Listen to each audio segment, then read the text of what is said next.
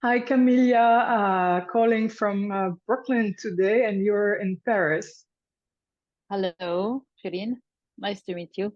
Nice to meet you as well, finally, because I've been admiring your work for a while. And I wanted to ask first, how are you feeling today? Because we are facing such a tragic reality in Palestine and also in the world. And I'd like to see how uh, you're coping at the moment.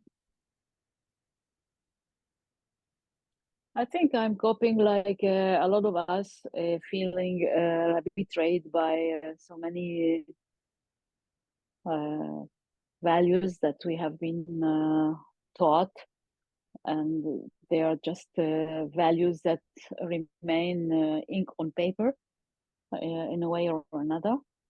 I feel betrayed. I feel I'm in pain, like a lot of people. I'm at the same time, I can't say I'm in a bad situation when I see really what's happening right now. And since the last events, since the 7th of October 23, uh, looking at the situation in Palestine and in Gaza specifically, but not only, and watching people, innocent people, paying prices for prices that they will never be compensated for. Never. Yes, it's really horrifying. And do you feel powerless, or are you feeling that, for example, in your work, you are able to continue to resist? I mean, Shireen, I'm not born on the 7th of October 2023. I'm born a little bit before, and the place where I come from, which is a Palestinian born in Israel in 1963, uh, through my long years in Palestine, and then the last, of course, 20 years in Europe, when I decided to move or change physical address, I never saw any glimpse of a better situation. Of course, um, recently it's just, comme on dit en français, ça déborde. It's just, it's getting just too much. It doesn't mean that we the situation was better before. It was maybe softer. It was maybe a retarded bomb. It was a retarded bomb, actually, and it's what we are living right now. And we might retard this bomb for later. It depends on what will happen right now, what decisions the world will make towards Gaza and towards the كل القضية يعني قضية فلسطين. I don't know. I'm not very optimistic. I don't know, but I am in the sense of the resistance of everybody, uh, Palestinians as well as people who support Palestinians. And this is really quite a big hope. Yes. And how about your practice at the moment? Do you feel creative? Are you writing? Are you reading? Are you listening to music? What helps you sort of get through these times? I go on doing more or less what I think I have to do, or what I think makes me feel alive. Meaning, I wish every day to wake up and have a bit of little pieces in my brain that will help me think of how to continue and do whatever I'm doing in music. This is my only obsession concerning my how do you say, my work, but it's not my work, it's my life. Music is my life, it's not a work for me. course, it helps me sustain my bread, and but it's not about that. And I really feel more and more challenged. So I never in my work expressed my music punctually according to such and such political event. I'm not such. I mean, I really I focus my work, my thinking on my music expression. I have a music cause. I think there are so much things to do in the sphere where I select or I choose myself to be in, knowing that we can't do everything we wish to do. So I decided to be just very focused on what I'm doing, in the way I see music, in the way I hear it, in the way I wish to hear it, word-wise, notes-wise, expression-wise. And this is already too big. So I'm doing my best. And whenever huge, emotional and humanitarian events happen, of course, I'm paralyzed like everybody else in the world. So it's, yeah, I'm there right now. Yes, it's waves of inspiration, rage, all sorts of responses and reactions. Because it's really hard to even through language, whether it's artistic language or other languages, it's really hard to make sense of what we're witnessing of this total genocide. It's very hard to accept it, right? To witness it as real. I mean, there is the life, we are witnessing a lot of things, and there is the art. And the question is, where is the line? Where is the line between both realities, though they are not very disconnected? But then it's a matter of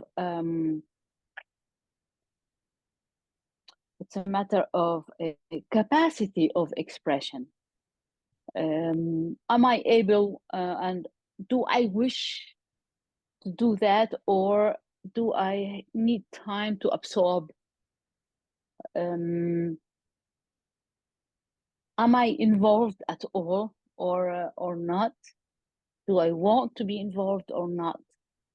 Is it important or not? Are we all responsible? In what way? What shall everybody of us do? These are really very diverse and big questions, and I think all of us are tormented by such questions. And I'm sure everybody is doing what she and he or they, and I don't know, so many names today to say, he, she, it, we, us, all, doing. So everybody is reacting the way they see appropriate to them, and where they see honest with themselves, and where they see it's important to do and they are capable to do it. Honest maybe. Huh? No. Yeah, Definitely. yeah. I wanted I wanted to ask about your feminist influences and also your queer influences, because I know you grew up in a musical family, musical Palestinian family. Of course, I'm sure your parents listened to Kulthum and so on. And I was wondering, how did your feminist awareness, take shape? Oh, actually, It's funny you asked me this question because for me, it's as if it was there all the time since I was maybe 5 years old or 6 years old. But at the time, of course, we didn't have this language. I mean, we didn't have those this awareness and those expressions accordingly. And it didn't matter for me. I mean, at the time, we were not really. I mean, I was brought up in a patriarchal society under occupation. Of course, this occupation and the system of colonization that was at the time very European, still is, we want it or not, in the Middle East, of course. Of course, today we are discovering other realities, but in any case, for me, all those things didn't matter. What I really wanted at the time, as a kid, and then as a young lady, as an adult, mainly was making the music that I wanted to do, or leading the life I wanted to do. I was just looking forward to have my 18 years old, just to get out of the house of my parents, like, and to live a life that any human being at the age of 18 deserves to have, no matter where the society is.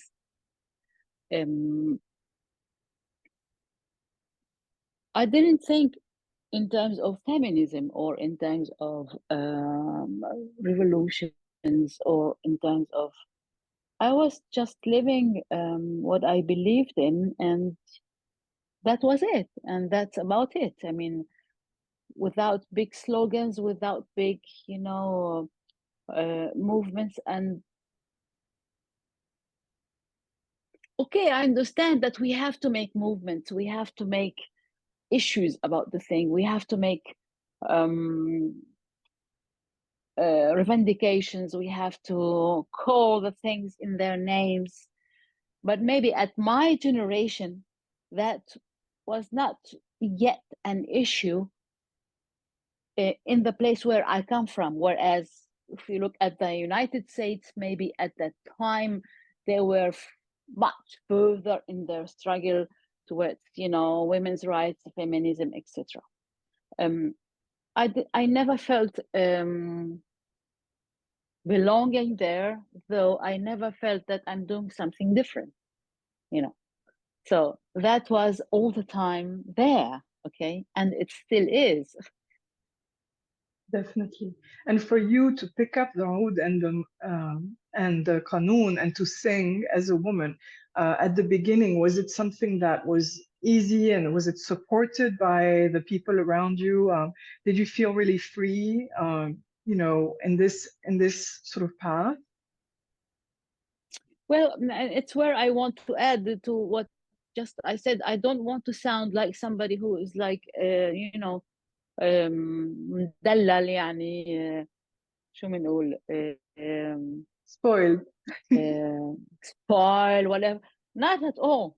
It was just very natural happening in our house. Okay, my parents are really very natural and what is lower class, if I may say. They believed in what they managed to achieve in their lives. It happened that my father was fond of music, and my mother too. And my father was really a self-made person who decided to make music, to build instruments. And I was born literally to a young couple who really struggled for their existence, but they had just and kind of forbidden hobbies at the time. Forbidden hobbies, it means you Palestinian occupied in 1948, you don't have to think about art. You have to just look for being safe and not be not to be killed nor whatever uprooted. They were lucky in that sense, my parents. Okay. And I grew up in this house where music was practiced every day, like before the meals, after the meals. And if we don't have it every day, then there is something wrong. And it was not a privilege. It was just something very natural. And I grew up with instruments, and when I played them and when I sang, that was just the most natural thing to happen. And so it was never a discussion at home. And how about when you wanted to go out and perform in public and to begin to also travel? Did you feel supported? Did you feel that it was something also that you were able to do freely? I did, actually. I can't remember what kind of state of mind I had at the time when I was 18. I just saw the sky was my limit, and my parents never said anything to that. Of course, they maybe wished me to sing or to become the شو بنقول the وريثة أم كلثوم, يعني the person who just will sing this repertoire, this rich repertoire of Egyptian masterpieces. Of course, at the time, Kulthum was the goddess at home, and no other music was really appreciated at home besides her music.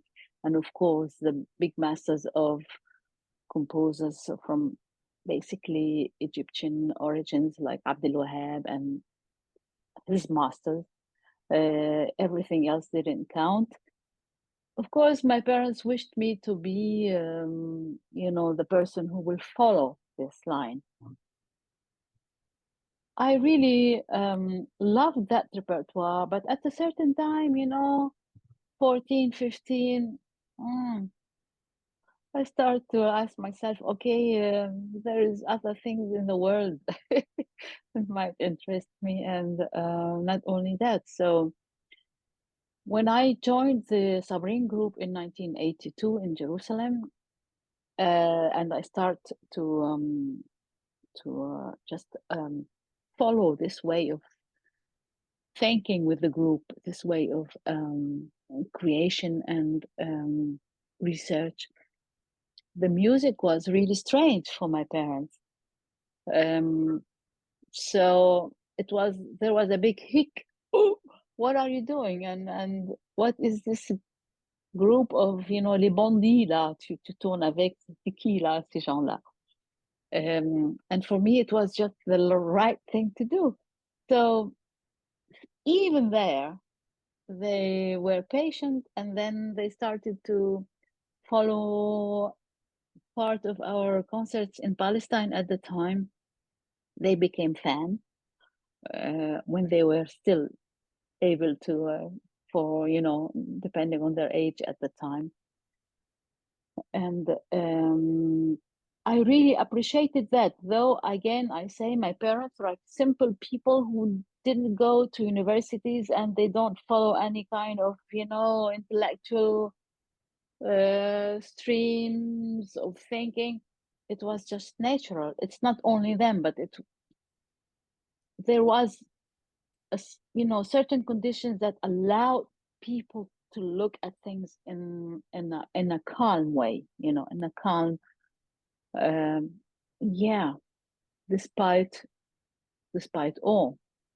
Of course, the escalations changed afterwards, and maybe a lot of different political, economical pressures attacked the Palestinian society, and not only Palestine, elsewhere as well, that made people become more stressed, maybe. So we started to be more cautious, more afraid, worried, suspicious. I'm lucky to have, lived this childhood, though it was really a childhood of war all the time. But I don't know what happened. I don't know what really became more harsh since 1963. Okay, when I was born. Things changed, and I think, unfortunately, everything changed around. But I don't want to sound as well, nostalgic to something that it was only then that existed. It still exists, but we have to just look around and see and analyze, and have bigger glasses than mine today to find, and to read what's really happening. And there are very good, positive things still happening, and I think we have to stick to that. We have to believe in that. Otherwise, what else? Definitely. When you said that when you were making music with Sabirin and trying to find a new sound, you said that felt Mm-hmm. right. That felt right. So Mm-hmm. why did you say that? Mm-hmm. Why did you feel that that new sound, that bringing together different traditions felt like the right thing to do at that time? Because it depended on ambitions of certain individuals who one day will wake up and say, uh, who are we and what are we doing and what for? And this is how any changing movement happen, I think. I mean, some individuals wake up and they look at the situation and they say, hey, we need something a bit better, a bit different, a bit controversial, a bit too much, never, we are fed up, etc. I mean, questioning is very important, and questioning is the key of any changing movement, be it music, be it whatever culture, be it, name it you want. And i I asked, and but as well, questioning, it's like it's a vicious circle, because it's enough for a person to have model somewhere, a model that we see really in front of us, or a model in history. And so this event or this model happens to touch us in a way or another. We read a story and we look at the characters of the story, and we decide that we want to sympathize with the hero or with the heroine or with the very miserable character in the story, etc. It's about that. I mean, evolution is about that. We just at a certain moment in our lives, we feel that we want to feel better. We want to realize something. For me, musically, being raised up on a wonderful repertoire that comes from the big Syria, الشام يعني موسيقى الشام يعني Syria, Lebanon, Palestine, of course, Jordani, and then the Egyptian repertoire. I was brought up to that, and for me, it was like just my daily food. At a certain time, I got fed up, and then I said, okay, so maybe I want something else. At the time, in the 70s in Palestine, occupied Palestine, in the north, in the Galilee. We started to hear, you know, أغاني المقاومة, songs of resistance, that was interpreted by great musicians like زياد رحباني, مرسل خليفة, أحمد طابور, خالد الهبر, Sheikh Iman, and locally in Palestine, little timid temptations of, groups or artists made me think that actually there are alternatives to the classical repertoire.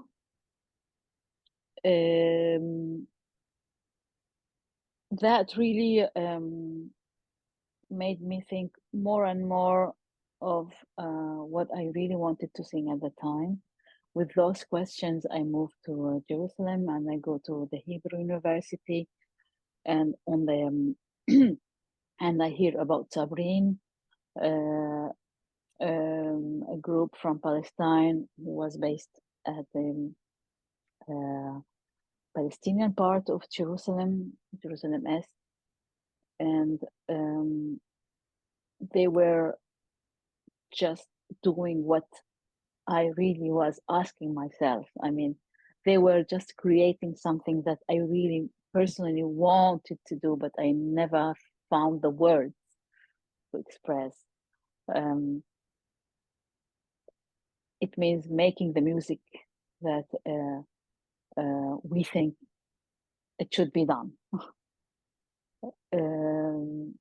And it was clear for me that, okay, that was the music school where I wanted to belong, knowing that at the university, I went to study something totally different, because studying music at the time for Palestinians was, we didn't have much choices, because there were no conservatories to teach Arabic music. Of course, Israel didn't allow us Palestinians inside Israel to do what we really deserved to do, or we wanted to do. And in the occupied territories in 1967, of course, it was really, the situation was much harder in terms of infrastructure, etc. So at the time for me, graduating school at 81, recently opened as borders with Egypt. We didn't know what Egypt is about, though I was really, I was, comment dire, j'étais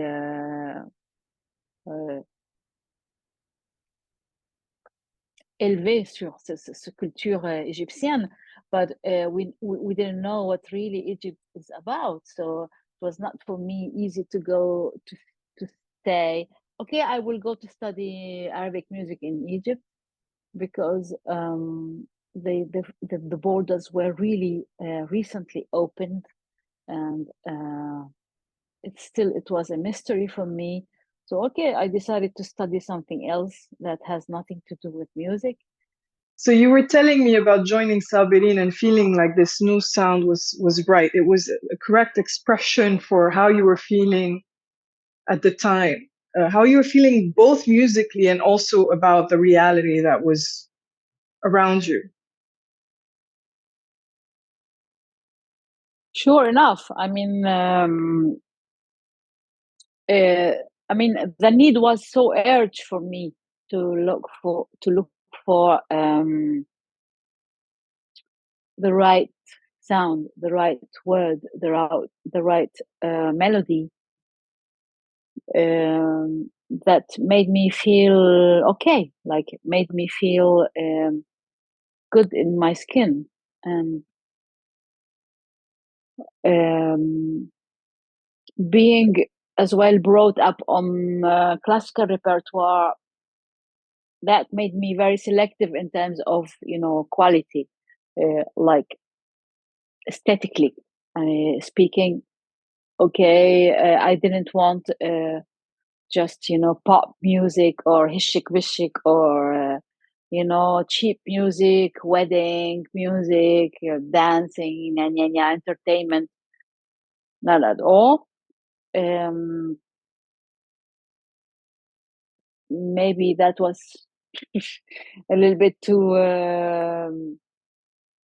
odd, I don't know, but I'm so happy I was brought up that way. So I was looking for something that really um, corresponds to those values that I was brought up on.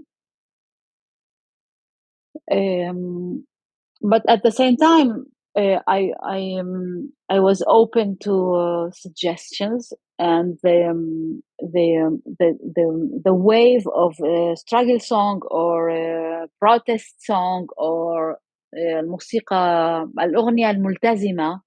On a appelé ça الأغنية الملتزمة at the time in the 80s, meaning a song that really was engaged or carried certain level of engagement socially and politically, not only towards Palestine, but towards us Arabs or Arabophone in general, because we all were and we still are in the same misery, of course, with different levels of tyranny and with different levels of occupations and colonizations. Okay, Palestinians, we happen to be under the Zionist occupation. Other Arab countries happen to be remnants of or les sorties of such and such colonialism that never allowed them to find their own identity, or I may say societies right now in the Arab countries are looking for their own the identities that were they deprived of because of the last 100 years of after the First World War, results of divisions according to agreements done between colonialist powers, uh, and we are here right now. I mean, if we look at all the Arab countries, more or less 100 years later, after the First World War, or a little bit more, of course, we are there. I mean, questioning ourselves: who are we, and what kind of societies we are, and what do we want to be, and what do we wish to look like, and what are the values we want to have or we don't have to have. We are there right now. In Palestine, it's very maybe easier to say because the enemy is really vicious, and we all agree on the fact that this enemy is vicious. Doesn't mean it's the only vicious enemy, but it's one obvious one, you know. So um, I think I lost a little bit le fil conducteur, but I was saying that musically I was just obsessed by the question of what really I wanted to sing. So I sang at the age of 14, 15, the songs that came to us in Palestine, produced by and made by Arab artists, like I just said, uh, who lived in Lebanon or in the exile in the Europe. And for us Palestinians, for my generation, that was the wow, the revolution. Like that was what the music we have to sing. That was the music, the alternative, purely alternative music everyone should hear and everyone should know by heart and sing at any occasion. You know, Not only, I mean, I'm not talking about politics. I'm talking about just, it's like today's, I don't know, young generation who discovered the progressive rock or who discovered, I don't know what. Anyway, um, so with those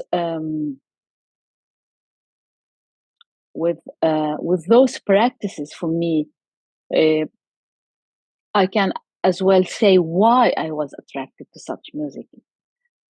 The words, the texts, the different melodies, the different interpretations.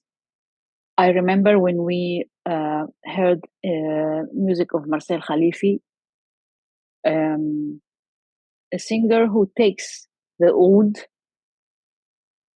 and sings with the oud, different melodies with modern texts that have really a very political and humanitarian dimensions, especially the poems of Mahmoud Darwish. For me, that was a revolution. Yeah, very simply and very humbly saying, wow, that was really cool. Hearing the monologues of Ziad Rahbani, talking, of course, I mean, the civil war in Lebanon for us in Palestine made a lot. And hearing the sarcasm and, of course, the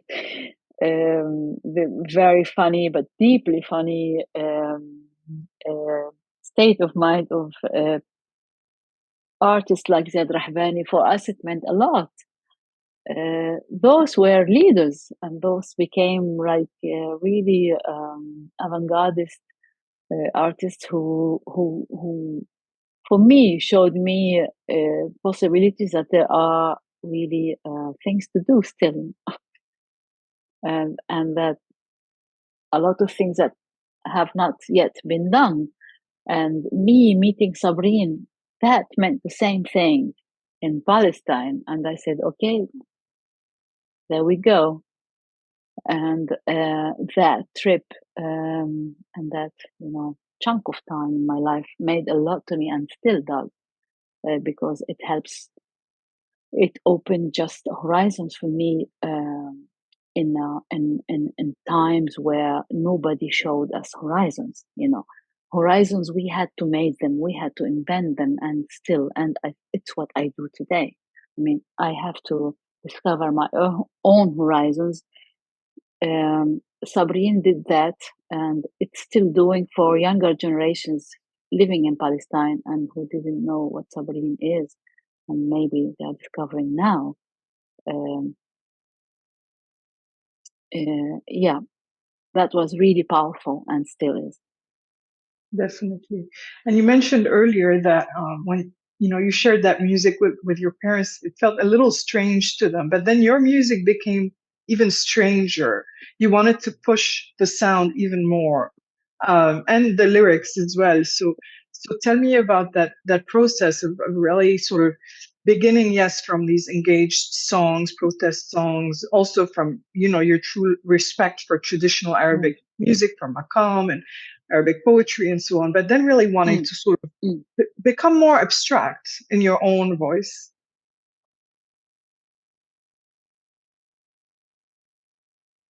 Actually, there is one thing that I want to say. Um, when I joined Sabrine, I think I was the youngest in the group. I was the only person, and it happened to be a woman in a group where there were only just men. There was a singer before I joined Sabrine, and she just left right after I joined the group because of she had to immigrate or she had to travel. They were a little bit older, and the leader of the group, Saeed Murad, he was older than me, and he had uh, um, maybe he was more alert of the political situation. He is from Jerusalem. like occupied in 1967 for the second time. At the time, I was still, 18, 19. I was not really so, how do we say, enough educated politically, because, being raised up, being born in such a place, it doesn't mean necessarily that you are aware of all the facts, because there is a continuous uh, lavage cerveau that is practiced by the power that just wishes to erase the memory from people's minds, and to to um, to be able to fight such a stream of brainwashing. You have to be so strong, and you have to be armed by people who will just tell you other realities. When I joined Sabrine, I mean, I meet young guys who were so natural, and their life was so different than mine, though we belong to the same society, but we didn't live in the same circumstances. I had longer occupation than them, but they were much more politically conscious than I was at the time. That tells a lot.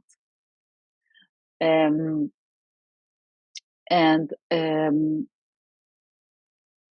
though we were talking about music, but behind the music, there were a lot of things happening to me, and I just it was the moment for me to really crystallize my social political identity through the music work that I did with Sabrine. Of course, at the same time, I was studying at the university, but that was something else. But it was another parallel. So I was living like a mixture or crossroad of events happening at the same time. That I consider myself so lucky to have really lived such a coincidence.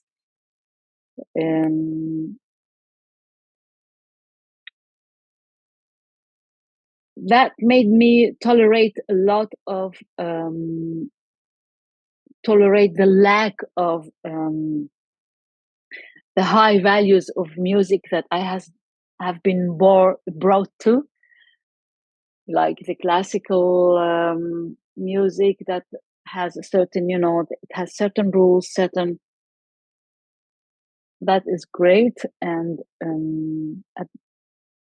working with the group allowed me to be exposed to other genre of music that I did not have at home. And at the time, I have to remind the people who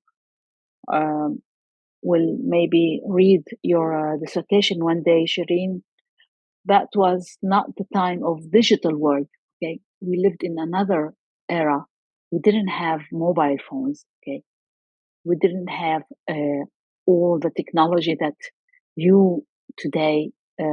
For you never ask yourself a question because it's your reality, but you have to make an effort to understand what really existed before this time. Okay, like fax machine in the 90s was wow. Fax. Do you know what a fax machine is? I doubt. Maybe you know, Shireen, but I mean, you know what I'm talking I'm about. 40. I'm 40 years old. We had. So I like, had fax machine for my first job. Great.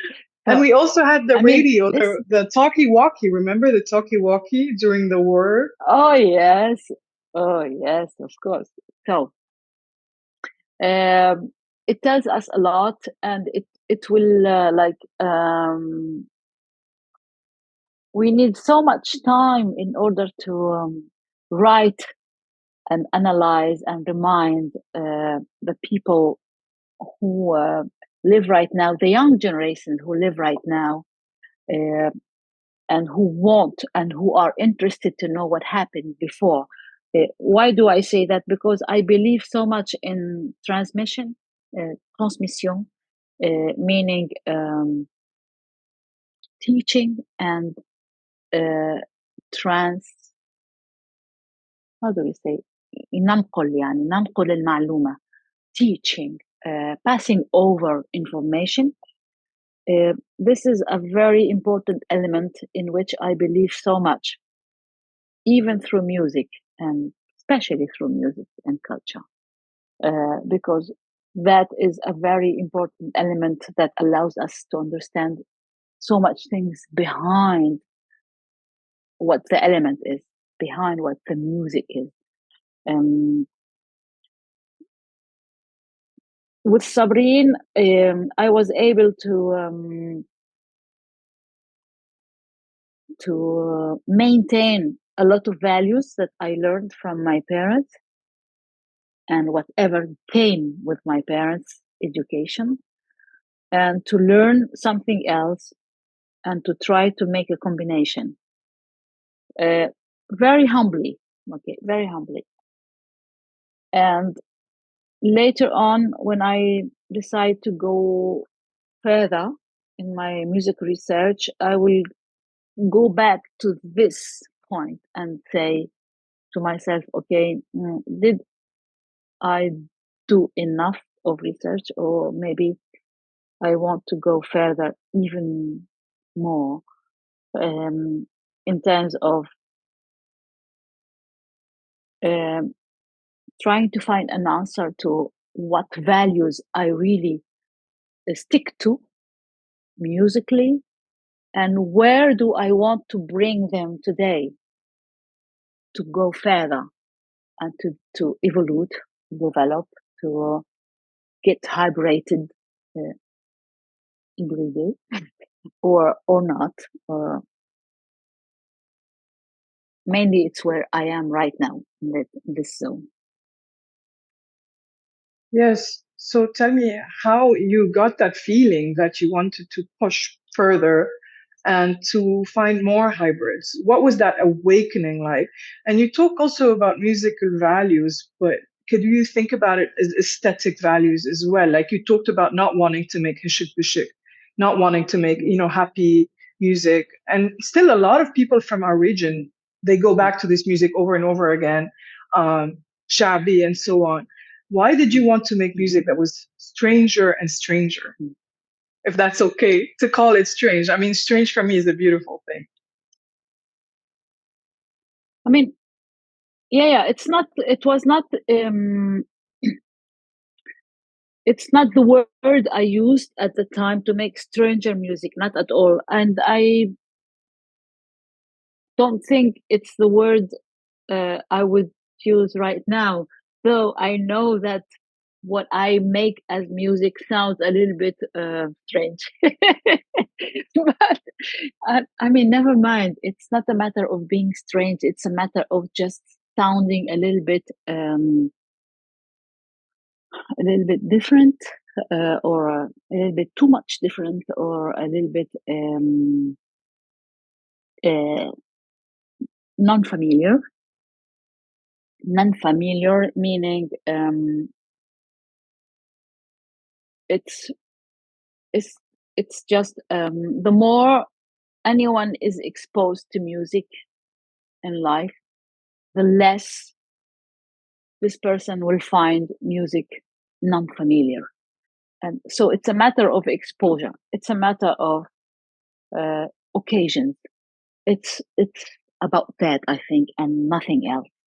Because if we are exposed and we get the habit, and then everything becomes close to us. Whether we like it or we don't like it, it's another thing. But to have the chance, I mean, and there the question becomes, who do have a chance today? It's becoming, unfortunately, a luxurious thing. Who have a chance to what? Okay, this is another discussion, but I just want to to say that culture is about really access to things, and unfortunately, um, the manipulation of this access towards things makes us feel deprived of things, or deprived of things, whereas I mean, historically speaking, it's about deprivation. I mean, music that was practiced by the privileged people in the courts and in the chez les riches. No, no, no. It's not because any person could not grasp what is about. It's just because it was a habit of such and such. So we forced values on the music that naturally it doesn't have. I mean, music يا حرام الموسيقى. We accused music to become something that it did not want to be. I mean, music is music, full stop.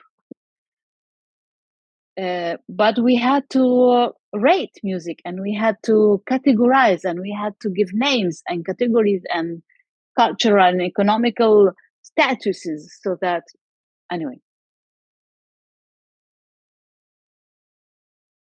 And this is bad. I mean, this is too bad. But I think we are, as human beings, able to listen and to learn how to appreciate, and to want, not want, to prefer, to choose. Um, yeah. Yes, it's about being attuned, in tune, attuned to the sounds Yes, and around us. yes, I mean, attuned and means that you have free access or you don't have free access. Is it? I don't want to say democratize the music. I don't want to use this word. I mean, we all have the right to listen to whatever, but I mean, we don't have the right to listen to whatsoever, because music is manipulated by so many forces and by so many powers. And this is the really, really tough reality. So would you say you've been searching for sort of a pure expression of your own voice, or sort of Yes, a yes, absolutely. And I found a lot of that working with Sabrine. Though I was an interpreter, I was not a composer, nor whatever. I was just singing and playing an instrument, and but I believed in that movement. I believed in that in the vision that the group carried at the time, and I think that was really great what we did together. I think it was great at all levels for me personally speaking. Not I'm not talking about musically speaking. I'm talking about personally. It was just an occasion for me to live an opportunity that it was so liberating at all aspects at the time. And with those great feelings I had, I just wanted more. Human beings are greedy, so I wanted just to go further and further and look for more, things to discover. So I come to Europe. Why Europe? Because Europe, we are close to it a little bit geographically, and I want to come to see. And because, of course, I traveled so many times with Sabrine at the time. We toured a lot in Europe. I decided to come to France because I learned the language before when I was in Jerusalem, and but before that I came to Switzerland. I stayed 1 year in Bern, and I discovered and I built up good relationships musically, artistically, with people that I still am in contact with.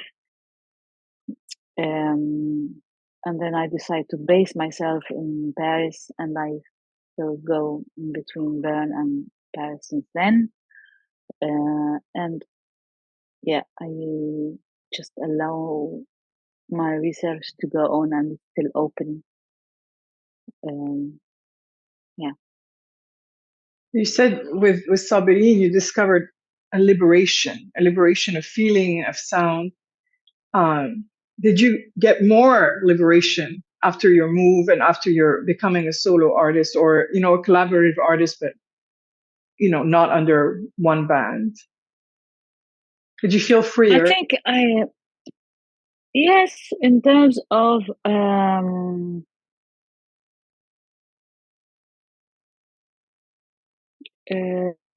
I felt freer in terms of doing things that only myself had to pay the price for the mistakes or whatsoever. I mean, the responsibility took another shape in what I was trying to, discover or take risks or experiment. And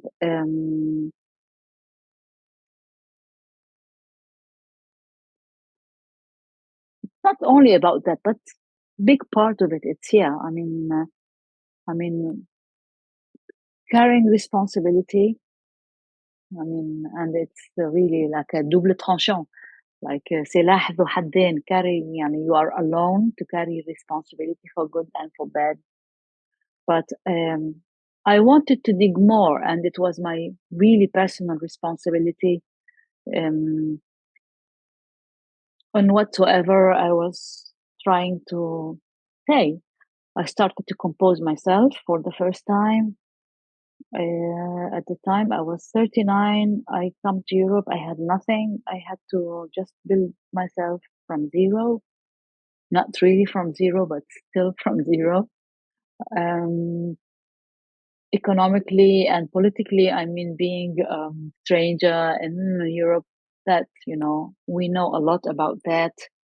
You have to be, you have to follow the law. You have to be legal, living, working, etc.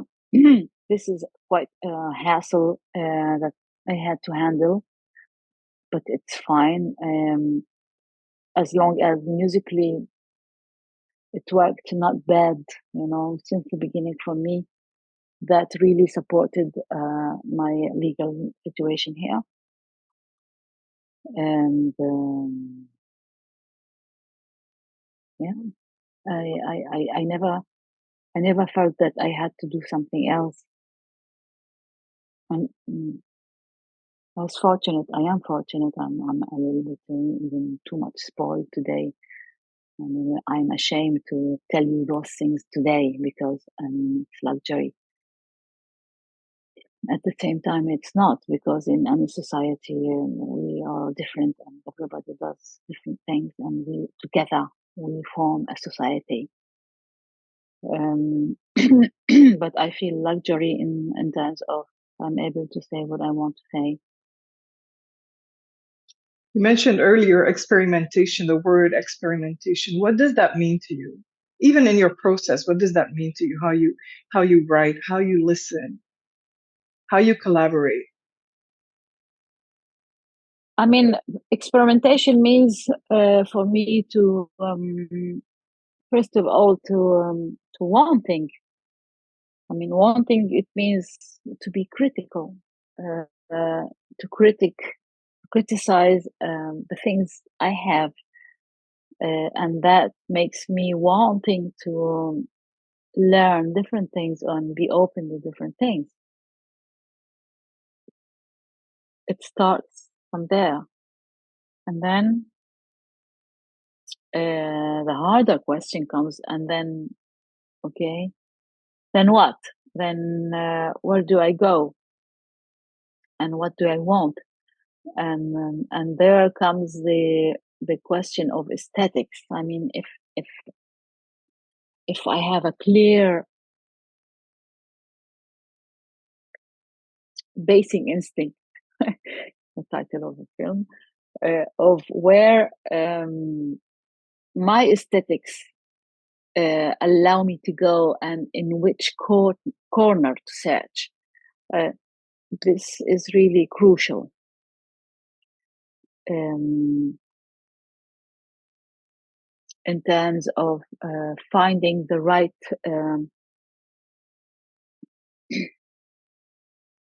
matches or the right meetings with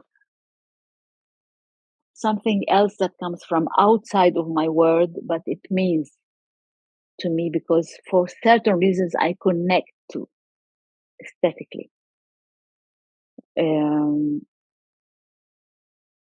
I happen to meet musicians here in Switzerland and in France, and that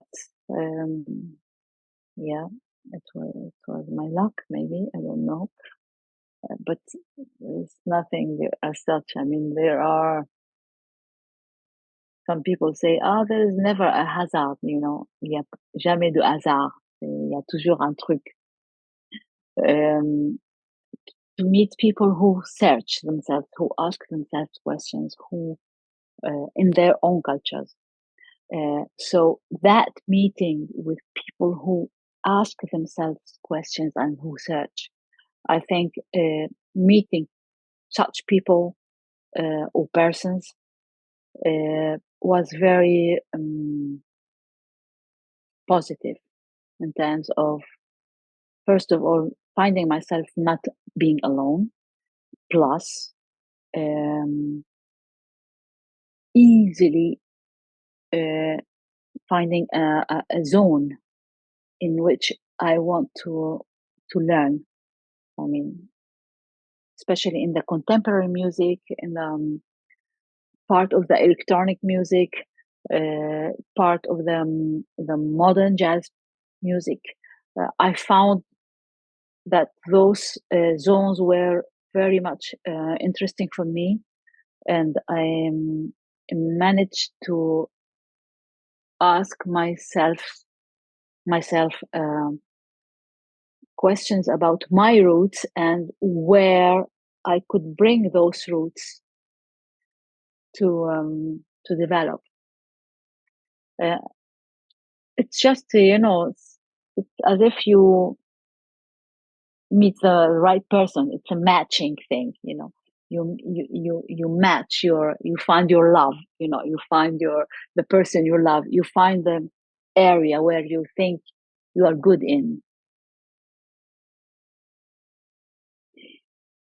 So my thesis, really, the theme of my thesis is dissonance, and I wanted to ask what that word brings up for you. What does dissonance mean to you? What does it feel like? Dissonance. Yeah. Dissonance is the contrary of what? Harmony? Resonance. Yes. Resonance, consonance.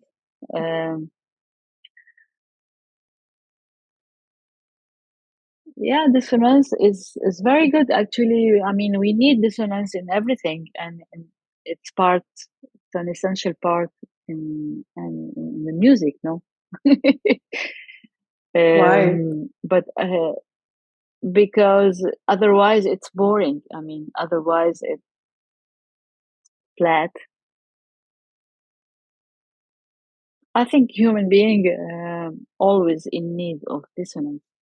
We are always in need of dissonance in all levels, because otherwise we just go home and die.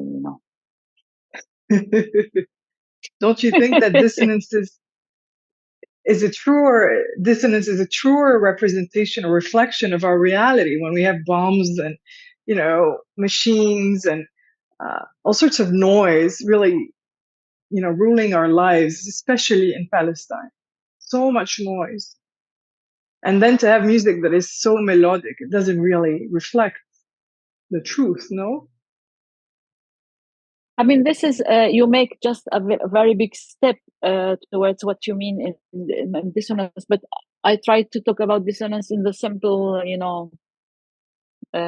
definition of what dissonance means in terms of consonants or شيء متناغم أو غير متناغم.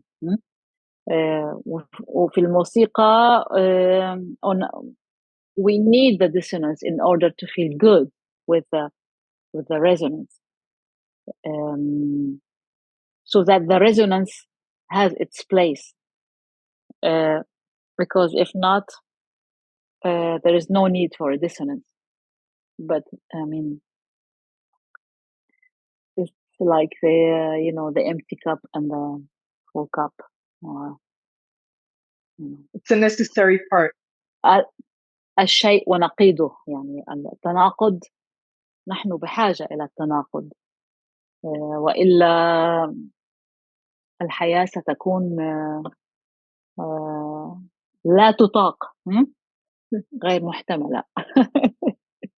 And how are you able to, function and be creative when things are happening in the world, and at this moment, this horrible, horrifying genocide we're experiencing? Are you able to be creative in the same way? Does that change the way you look at your music and your writing?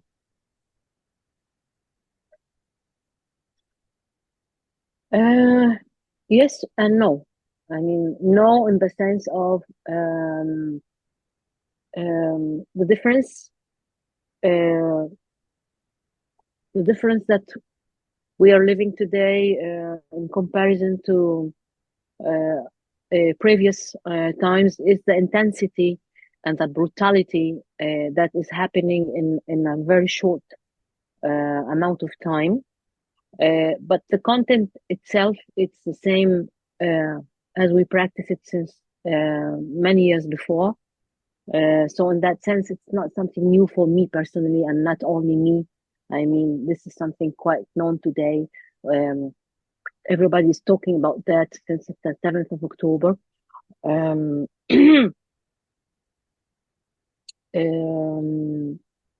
So in that sense, the pathway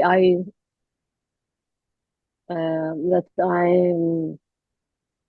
choose to be in since many years now in the music has always been influenced by this background where I come from. And the background means a little bit of history and a lot of a present and not much future.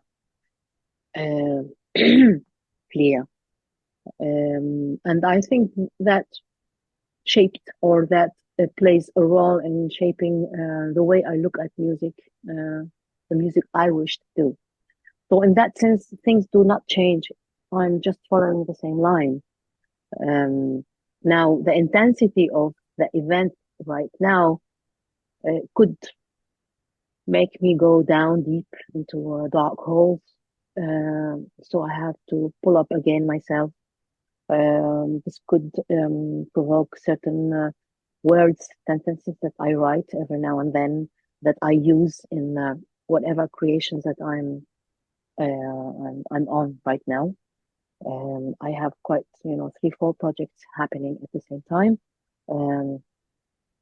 Yeah,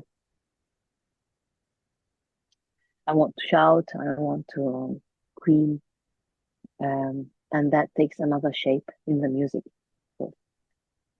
How so? And also, when you say a little bit of history, a lot of present, and very little future, musically, how does that sound to you?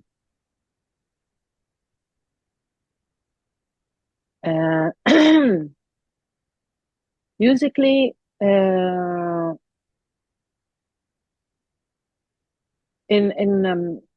if I can resume the zone or the area where I'm working on musically, no matter what the project is, I can describe it in I try to hold to my connections to the past. It's not too far backwards, because the references we have uh, uh, of that past that we call the classical era in the music of the Near East, where I come from, is not too old. I'm talking about middle of 19th century. This is not too much backwards. We're not talking about عصور الوسطى, Middle Ages, etc. So in that sense, it's not what we know of course, and what we have documents from, of course. So mainly end of the 19th century, beginning of 20th century, culturally speaking, and present is what I try to stick to that past and how I modulate it today, and how I express the cross-cultural life that I have been managing during my music career, and trying to find a language that puts all those elements together. Not much future in terms of maybe our world is like too saturated by so many sounds. Sometimes I feel it's nonsense what I'm doing. I mean, because You mean we is are there in too the much era. noise? Is there too much noise? There are too much. We did everything. I mean, there Right. are too much things happening, and now we are facing the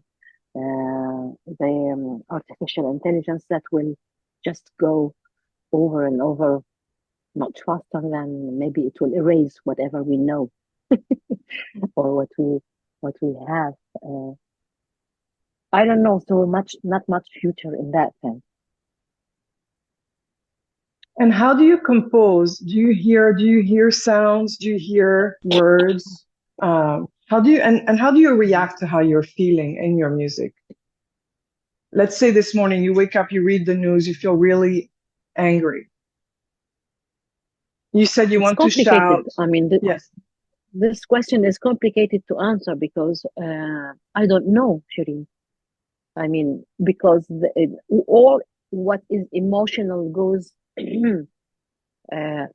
accompanies whatever is expressed on either on a paper or on a recorded note. And those emotions, I can't control them. I mean, I don't dictate them. I mean, they happen, and then the expression comes. I don't know if this is clear what I'm saying, but when I compose, I mean, either there is an idea that I'm working on, or I'm collaborating with someone on that particular idea, and then musically speaking, I try to find a solution for the idea or a suggestion. So we talk music, melodies, combinations of melodies, rhythms, sounds. I must say as well that I think the fact that I'm more and more going towards improvised music in the European sense of the word, and particularly at about the end of 2022, I think that is linked to the urge of immediate expression, the urge of putting the emotions at first hand and letting them go out before sitting and writing and thinking and trying to find complexity on a paper or yeah, and then their emotions are guiding, but still I don't know them. until the expression comes out musically. What do you mean by improvisation in the European sense? Because, of course, in Arabic music, there was improvisation in classical music. There were moments of solos and so on, right? Still, there are. I mean, what I meant, it's because improvised music, it became like a genre in the Western world.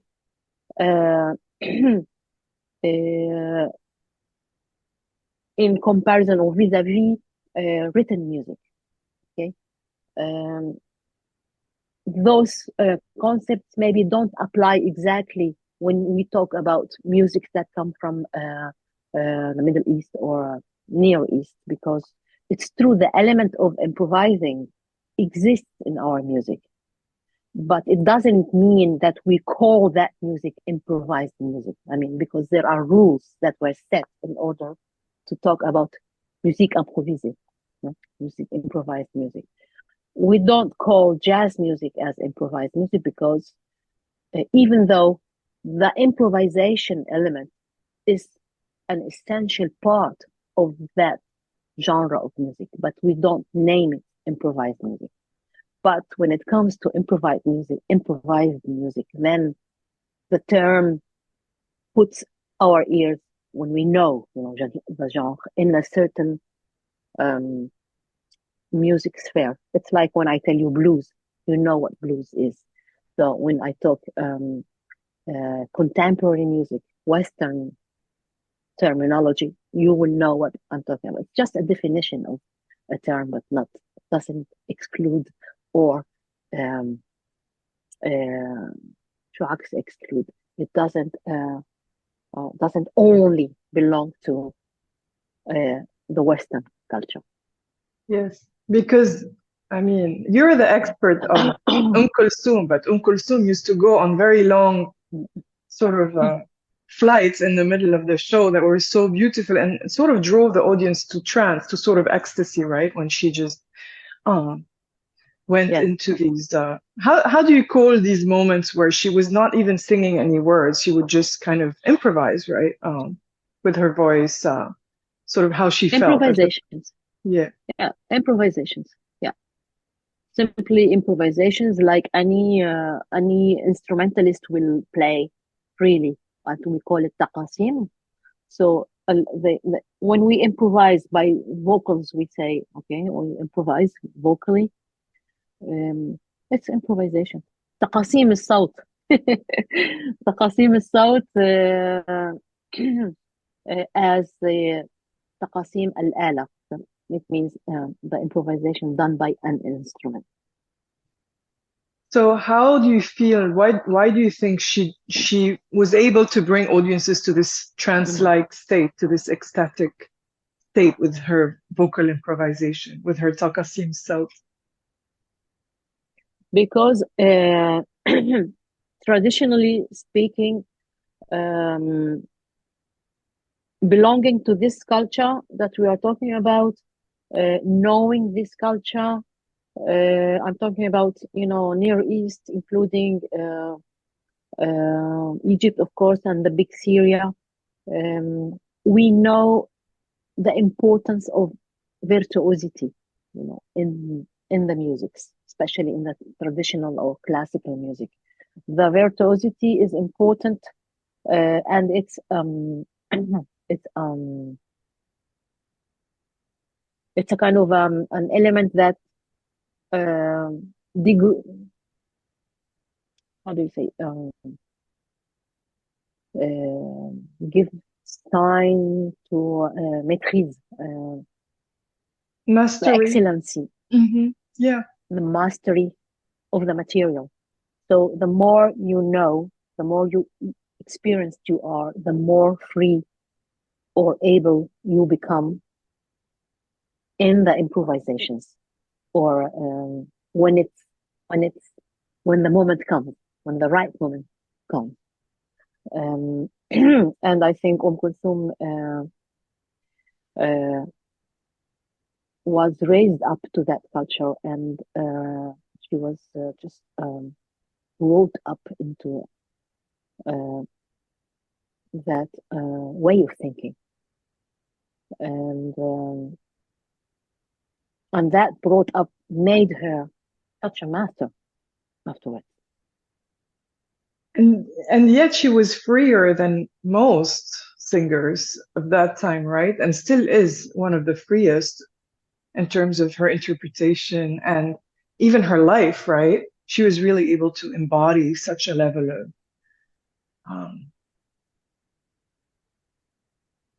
creativity and liberation, independence.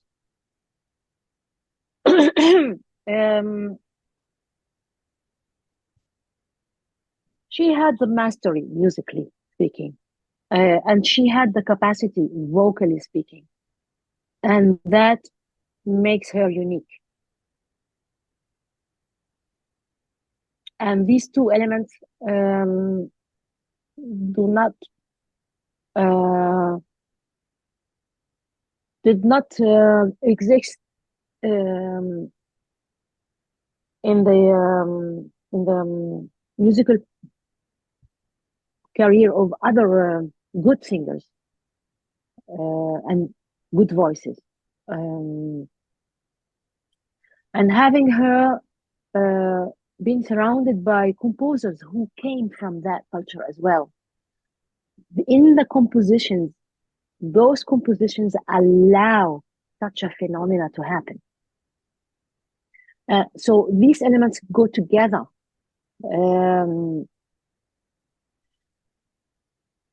In most of the songs, especially the the monologues that became longer in comparison with the short versions of 3-4 minutes compact versions of older songs in the 20s and the 30s that Kulthum sang, where actually everything was composed, even what we imagine they are improvised, but they were part of the song. And later on, we look at the compositions of Zakaria Ahmed to Kulthum in the late 50s, with the songs that the structure of the song is basically an idea of an improvised melody, but it's very stable, more or less, and structured. But to interpret that thing, it's a wholly difficult exercise to do. Songs like Hulum or El Amal or some other songs in that direction. It's because the composer himself was a virtuoso, was an excellent improviser. So his compositions go in that sense. And he found the capacity. She, Kulthum, she was the person to be able to do such a thing. He didn't compose that to other singers, and it's not a hazard. So there's a balance. There is a balance between all the elements. They go together, and this combination of the elements make this creation so great. Whereas if we talk about other creations that, they happen as well during that time of the early 20th century, we had other vocals, feminine voices that were not less good than Kulthum's voices. But maybe what happened there is we didn't have this magic moment where all elements come together, and this is important to check, to revise again, to read again, to listen to, and to read a little bit of literature that are related to the persons involved in such and such creation, in order to that helps us to appreciate, or evaluate what we hear. Yes, because when I asked you about dissonance, you said it exists in the music. It's part of the music. So these sort of dissonant monologues of Kulthum that for someone who doesn't know the music, it's hard to understand, exactly what she's doing, right? And I remember that Edward Dissonance Said, meaning, yeah, yes, yeah, but just Edward Said dissonance. hated Kulthum. Edward Why Said, did he hate her? because Why? he said she sounded like she was screaming, you know? She sounded like she was Well, Edward screaming. Said, maybe he didn't have enough. Maybe he didn't have enough time to a little bit um, appreciate differently those aesthetic. Maybe because it it we need time in order to start to like. It's like you eat a food for a first time and you find it too bizarre, and then you give yourself another chance and another chance, and then you may modify the way you taste it. I think it's the same with difficult music and not easy listening. uh, of course, I totally understand that, and I don't say that Kulthum has to be liked by so many people, by everybody, not at all. But we just uh, we have to be able to listen, to analyze, and then whether we don't like. It's another issue. Um, if I don't like, for example, I'm saying whatever. Asmahan wasn't my favorite singer. She had a beautiful voice, uh, and she was a great interpret. And all what so-called, the patriarchal society would make criticism against Kulthum being very strong and not feminine enough as a female or a woman singer.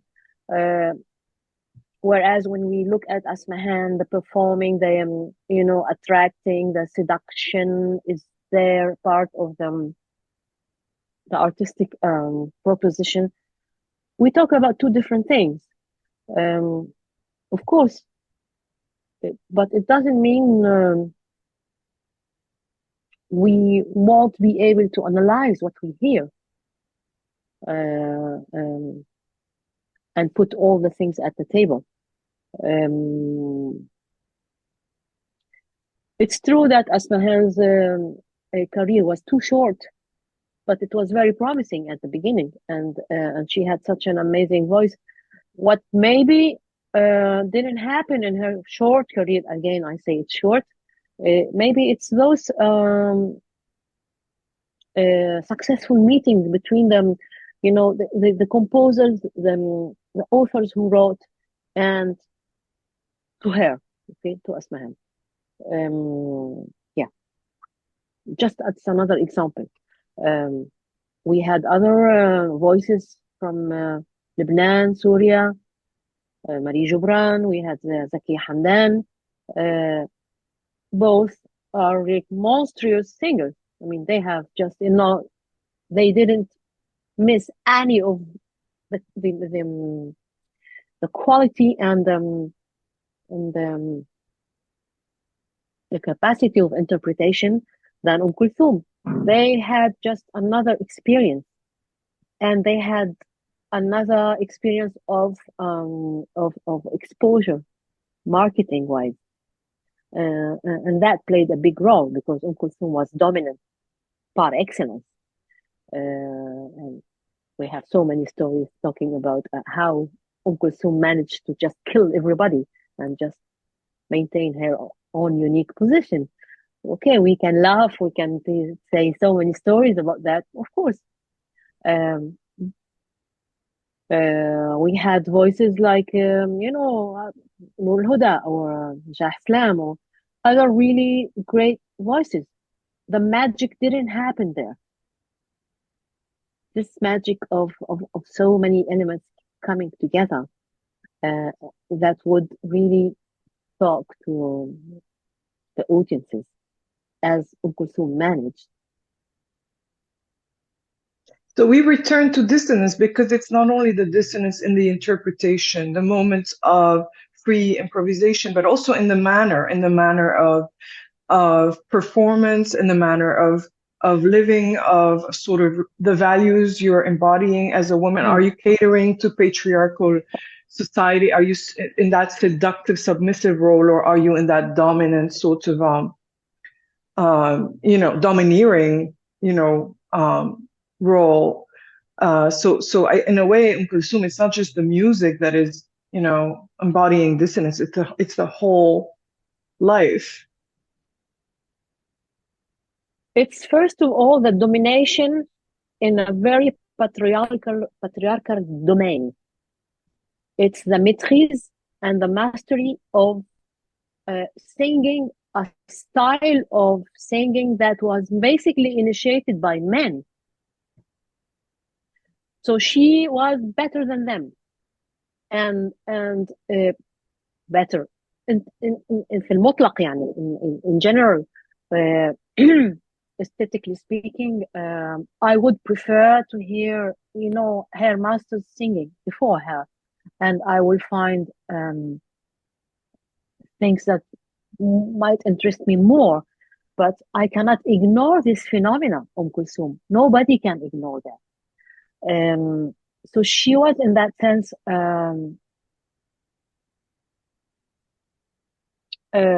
immediately qualified, and with no discussion about whether we like, her strong position on stage, her domination on her orchestra, her whatever discriminating behaviors that maybe she did towards people around her, but she it's the domino. It's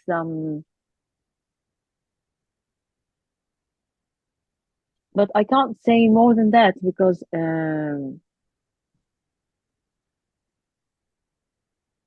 let's stop here, and then I want to hear what you want to say. Yes, because in a way it brings us back to what you were telling me about your own practice and wanting to break free, really being schooled in the tradition because you grew up in such a musical home, and wanting and playing with that, folk band, playing, the revolutionary music, and playing and having mastering yourself, both the music and the voice, and now really more and more wanting to free your voice, free your music, and also free yourself from patriarchal domination, free yourself from that idea of the, female Arab singer, of what she looked, especially now with all the makeup and all the, all the dresses and all the hair and all this, things that we see when we travel in the region that people associate with a woman Arab singer. Yeah. And you are freeing yourself from all of this. And how, what does that mean for you? And how do you do it? I just want to make a link. Yes. Yeah, I want to make a link because now I remembered what I wanted to say about Kulthum. Being such a huge capacity of interpreting this as aesthetics that we consider a huge reference today in the Arab singing style and vocalism. Okay, she was one of those, and probably the strongest, or a good reference, let's say, okay, because we don't want to exclude other good voices as well from that area, from that era of time. It's the same thing about the lyric, le chant lyrique, the opera singing style. Who did put the rules, and who defined that those rules define such a score? And of course, classically speaking, men were dominant in every field, and women had to follow. But nobody asked the questions, who does what? I mean, that was the school and that's it. We don't put questions there. Kulthum never had a question there. She knew that هاي العرب and these ornamentations and those combinations of maqamat, it's what should be done because these are the rules, and she was excellent in that. Like her masters. Now, we like the expression or not, we like everything in addition that comes while she was interpreting. This is another thing. Imagine Sabah was really capable of singing what Kulthum was doing with her look of Sabah. That would have been excellent. This didn't happen, okay? For example, Sabah did her own way, her own style, with all the package that she carried, okay? Whether we like it or not. So, and then that kind of music is just another kind of music. It's another genre. And I think we are lucky we have this. We had that. Or Balash, Samira Tawfiq, okay? She had a great, and they, it's not a hazard I mentioned Samira Tawfiq Sabah because more or less they come from a certain genre and they both have good voices. But they propose something else. So when I want to talk about what I do, my reference in the aesthetics of music will go back to Kulthum's school, but not her only directly, her masters, the people who came before her. And it's where I dig and it's where I go, though they were men. But it doesn't mean I want to burn them because they were men. They created something amazing. Now, the way I look at that invention and the way I want to use it, there I give myself all the freedom to do what I want to do. Yeah, that's the key. Because when you were talking about Kulthum, right, you were talking about mastery and excellence and the rules. But then you said something this is what I'm interested in actually, is the excess. It's what's happening outside of the rules or between the rules or, between the notes. And what her invention, her imagination, right? I think that's what's interesting. It's what happens in these moments, the magic. And I think your work, especially now, is all of that. It's only that. You've almost reduced it to just the magic, because of course you master the rules, and we know that.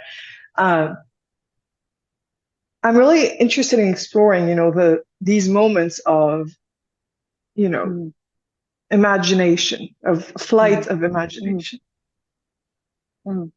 Actually, probably it's a matter of preoccupation. Like Kulthum is preoccupied with what she was doing, and that's it. And I totally understand what she did, and this is what is particular about this period of time. I think I'm preoccupied by other things today.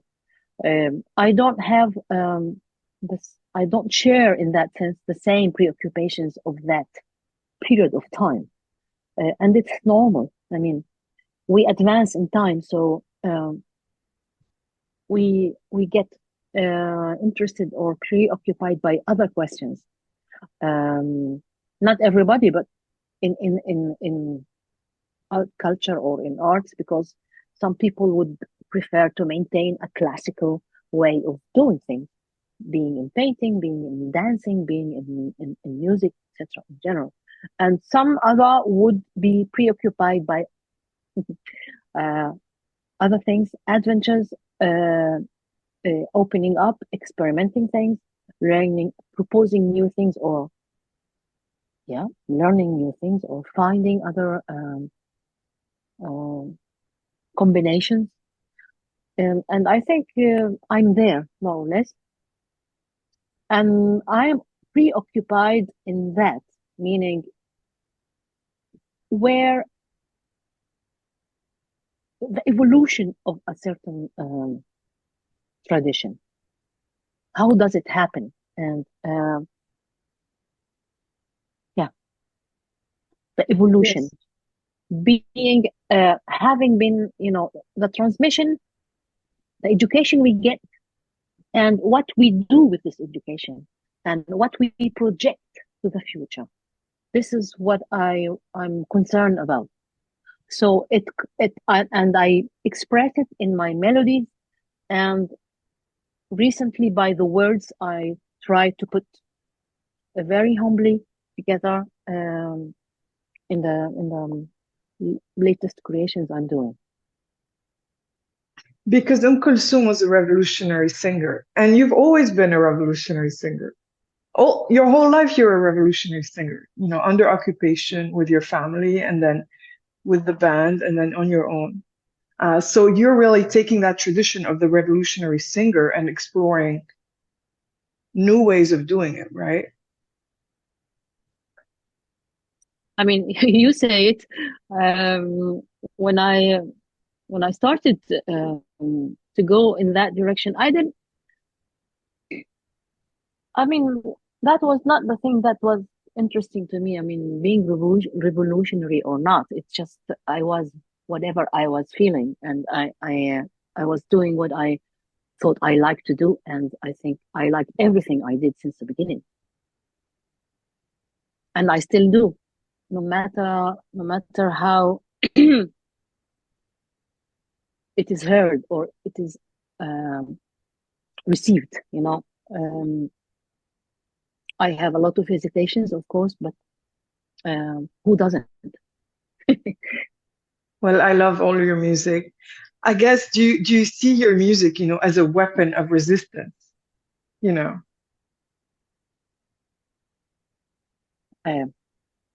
I don't know. I mean, I wouldn't use the word weapon. I mean, it's what I do is just probably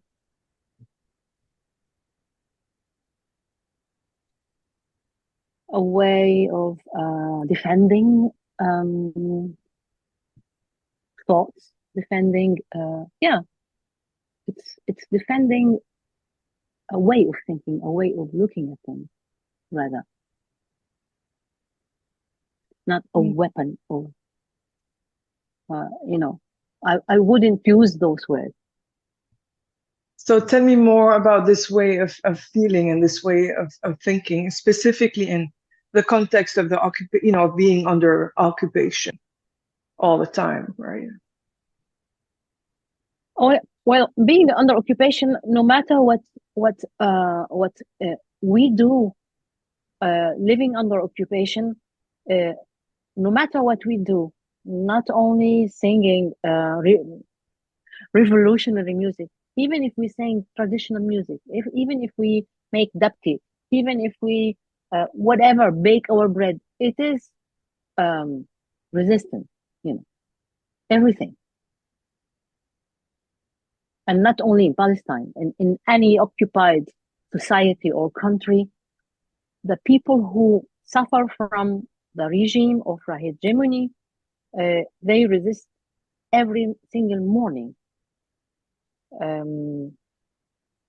So that is one thing, and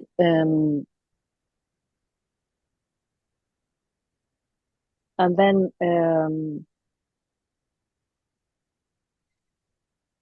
creating or imagining things, namely in the music, because we are talking about the music. Of course, it's not detached from that. Of course not. It gives a taste, it gives a color, it gives an energy, and I'm very much aware of that. But then I'm going somewhere in the music I do, and it's a personal parcours. It's a very personal. It's not it's not general. It's something very personal. And how do you express that personal journey that you mentioned? You know, how do you express that? For you, it's really about the moments of departure as well from tradition, right? And from the expectations in a way of what you're supposed to do as a traditional Palestinian musician. Absolutely. It's that. It's that. In Sabrine, we were expected to be, especially in the beginning of the early years of our work together, we were expected to sing, folkloric songs or resistance songs with texts that will talk directly about the Palestinian cause or the Palestinian or the occupation, what it means to be occupied, like really in the right term of the word. And we did not do that. We did something else. We were focusing a lot about our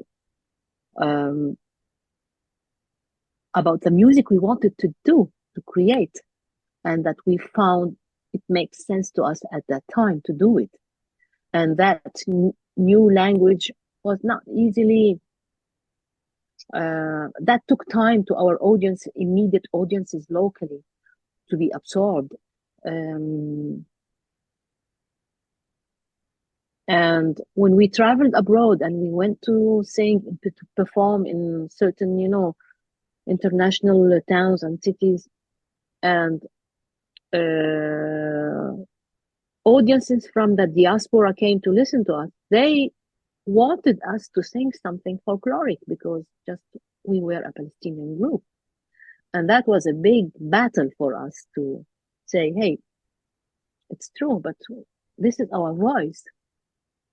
Yeah, we are Palestinians, but we don't sing Ala Dal'una and Wen Ramallah. We want to do something else.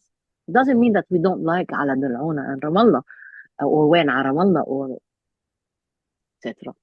And that was really present in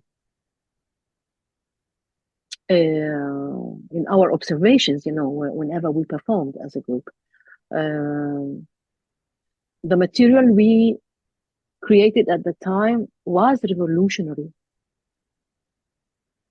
among a revolutionary people. I mean, it was a double thing happening at the same time.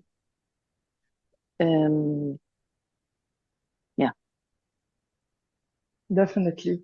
And when you talked about a new language, and earlier you said something that I thought was really interesting about difficult music, the aesthetics of easy music versus difficult music, which, I really think about a lot because I actually hate McDonald's, but I love, I don't know, like raw liver meat, So most people would say like, okay, raw liver meat is difficult and McDonald's is easy.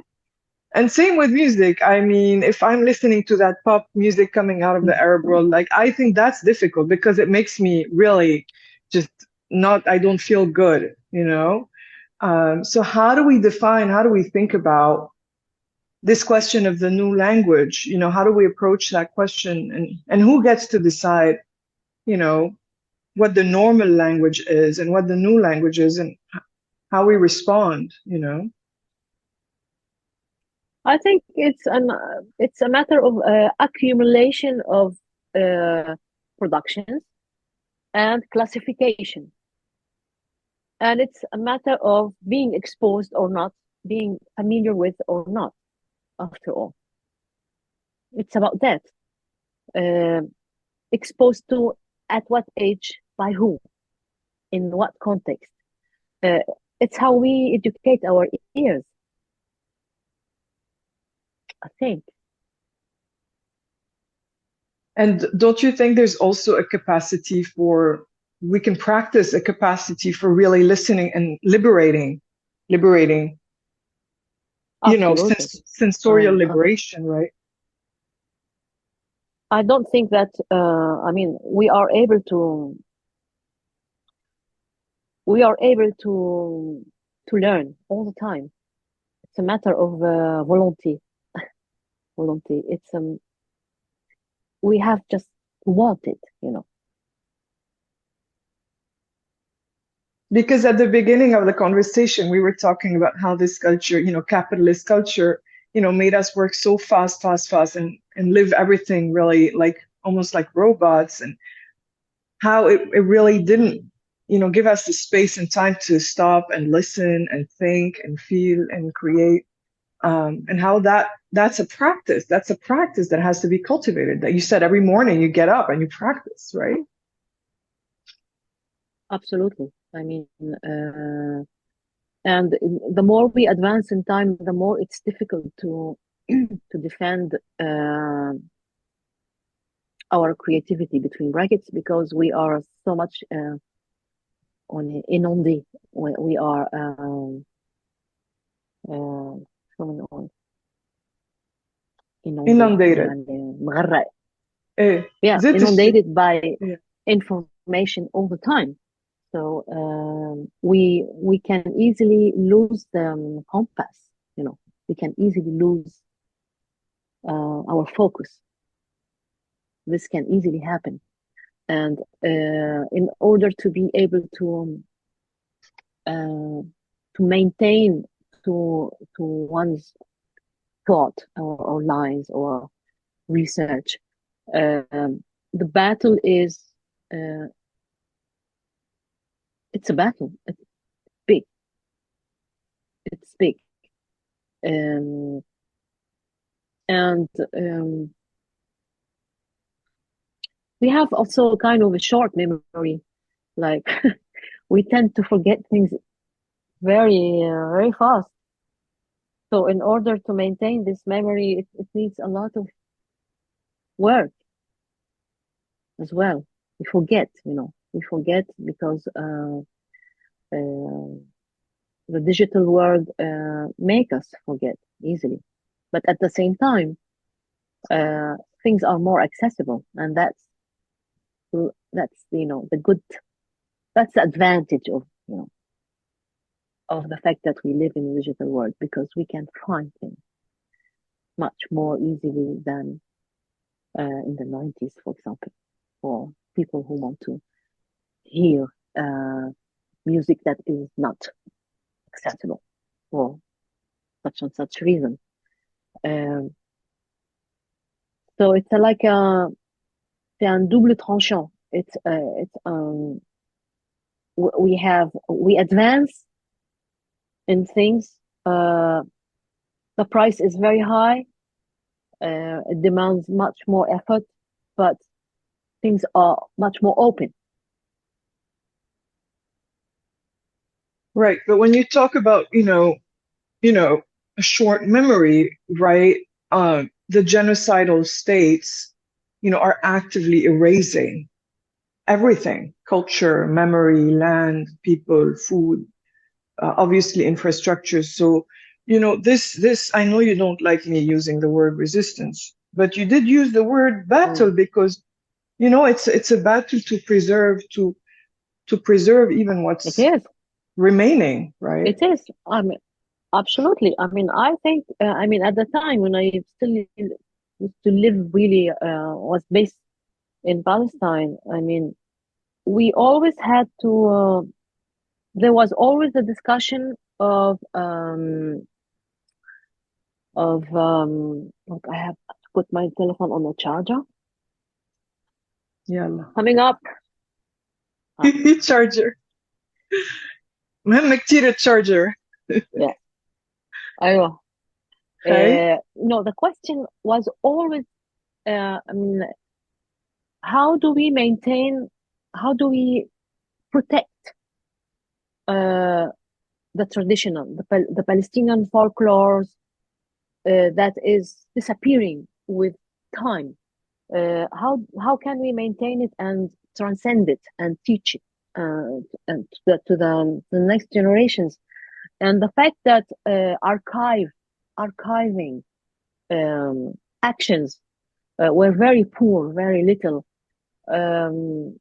I'm sure we lost many things of those references, of those references, cultural references. And when I mentioned that, okay, what we know about the classical music in terms of the كل المنطقة, the Near East, and the fact that we don't have references that goes really back in history, it's because we didn't have archiving, really. I mean, the luck we had is that people maintain to protect their traditions orally, and that action managed to or succeed to get to us, though we know that we missed a lot of it. And when technology came in at the end of the 19th century, meaning recording, then we were lucky again to have archived certain things of that time, and whatever came just before that was lost, and not everybody had the luck to record, and we didn't record everything when we started to be able to record them. So imagine that this thing did not happen in Palestine.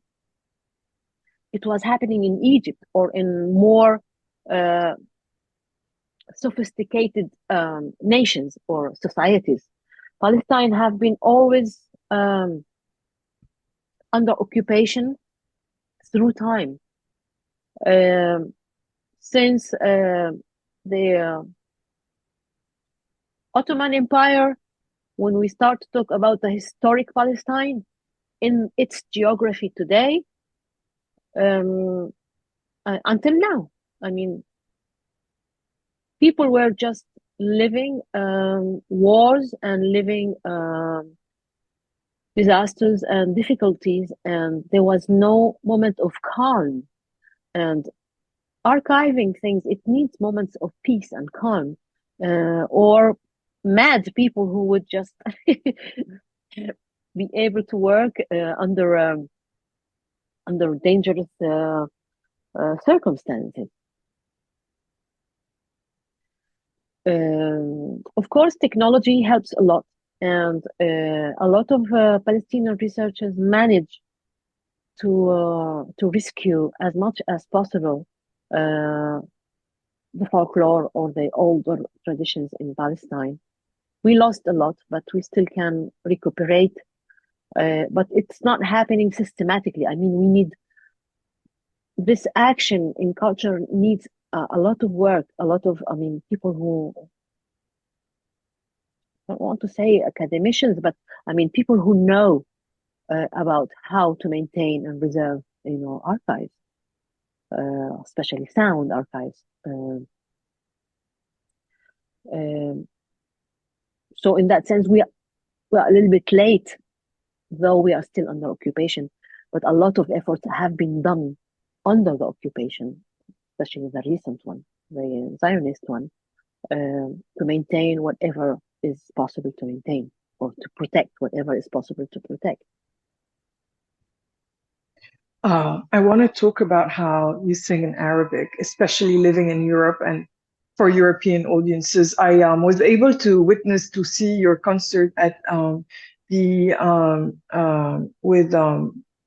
Paris recently. You had at the Musée des Civilisations. What is it? Du Quai Branly. Beautiful performance at Quai Branly, and stunning, and also with Yumna Saba. With Yumna Saba, an incredible installation also of these instruments from the archive. And I was wondering, I'm sure people loved it, right? But I'm wondering, how do you feel about people not understanding the words, the language? Well, that question, that question existed since I moved to Europe.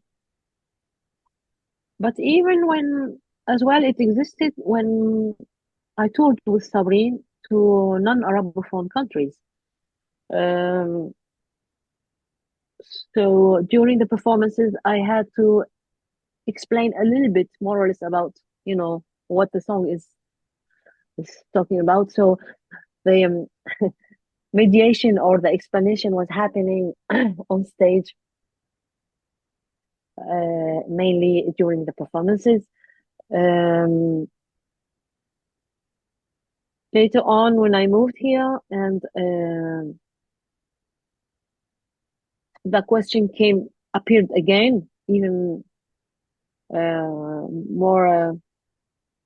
The question was more insistent, so I had to find solutions. I still work on that to communicate the content of what I'm saying, whether by distributing. I tried different, ways of communication, distributing papers or making subtitles, or both, or sometimes nothing when nothing is possible to do. But there are so many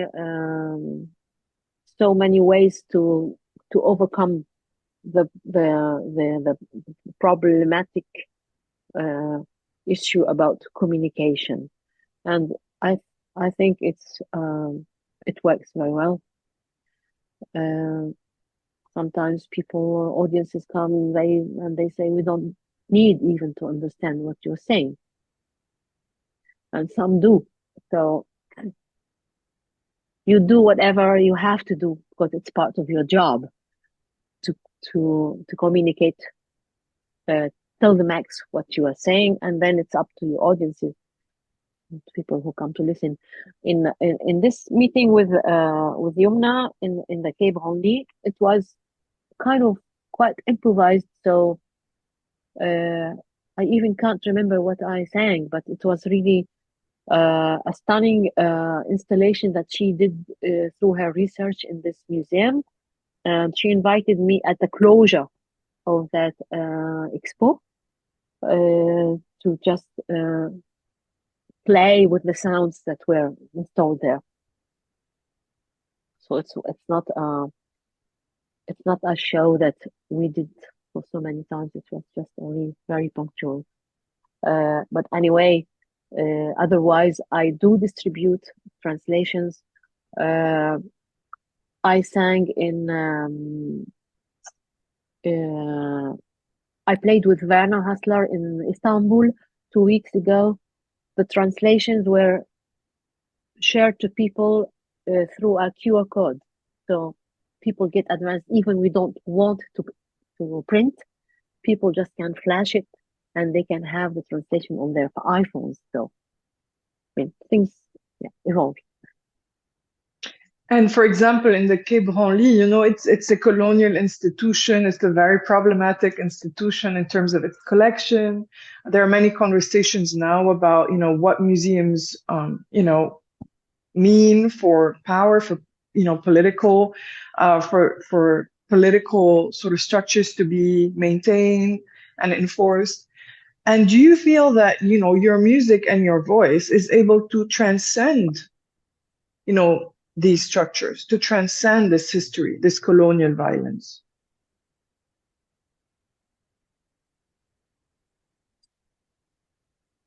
I don't know. And in that case, it won't be only me. It's going to be a time, a period of time, and the ensemble of everything that happened or the accumulation that happened in a certain time that will transcend a certain idea or certain thing.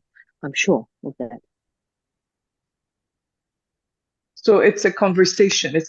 It's a public, a common, a collective sort of moment of Absolutely. thinking about what we're doing, why we're here. Yeah. Yeah. Absolutely. Yeah. And so with your music, you're thinking with the audience. You're sort of thinking with the composer, you're thinking with culture. I'm part of, yeah, I'm thinking, I think I'm part of many other musicians, artists, not only in music, who question themselves so much these days, and we are not left, we can't be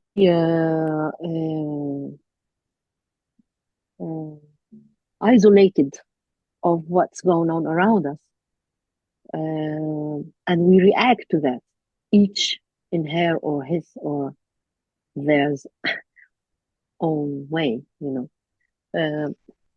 but we live in a time where we are questioning, even destabilizing certain idioms and even philosophies or inventions that happened not long time ago, by the way. We question that today in everything, not only in culture. Remember, it was so normal to do certain things 30 years ago, and today we just say no, it's not possible, no more possible.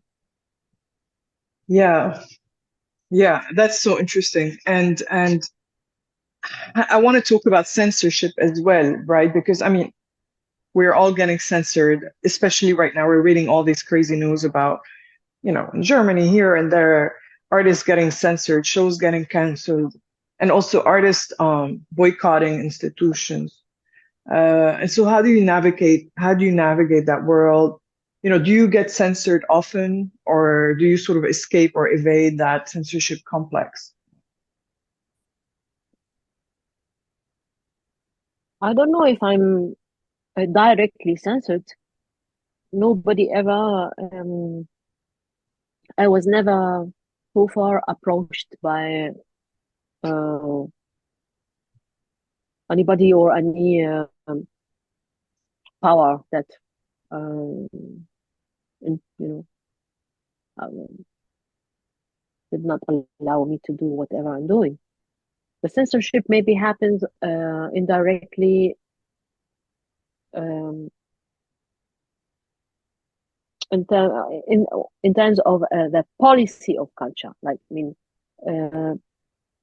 people who decide on culture, they may censor or they may promote certain things more than other things, and vice versa.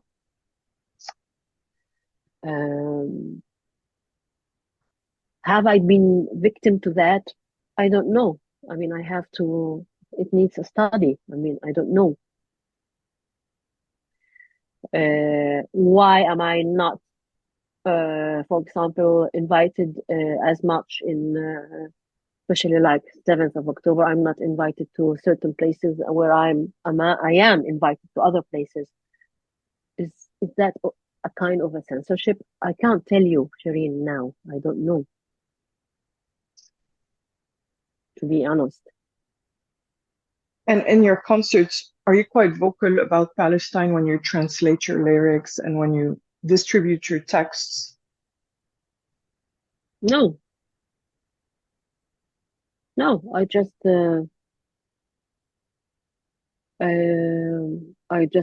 distribute the text as they are. I mean, and in what I write, there is no word that is called Palestine. I mean,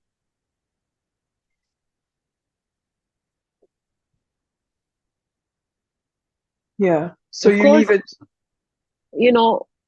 when we are invited, me, the project I do, etc. Sometimes, of course, we make presentations in the catalog or in the brochures or online. Who is coming to play and what? Of course, there is always a short description of the artist that is invited. So often there is a mention, of course, of my origins and where I come from, etc. Of course, this is, but no need to say more than that. I mean, it's the music thing. Yeah, the music speaks, right? The music by itself, it's there, and it's what I'm offering. Actually, I offer music, and I don't offer something else. Yeah, it's not propaganda. Not at all. It's music. Now, okay, people like you, researchers, you come and you dig. Why does this music sound like that? So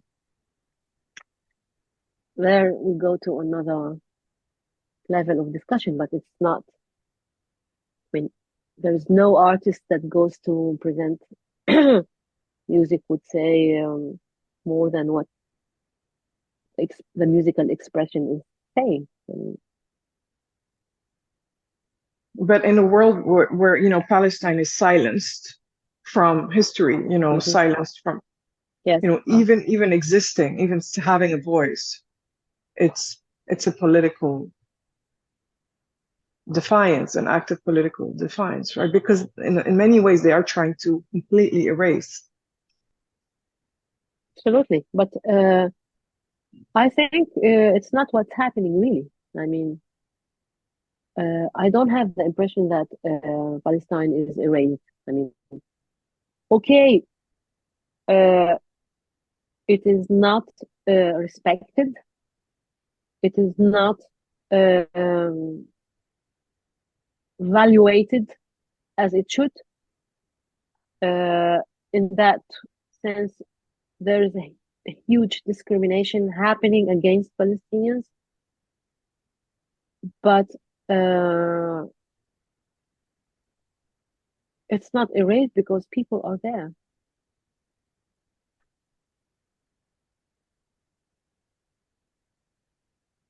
Now, politically speaking, yes, there is discrimination and there is something to resolve big time, for sure. Yes.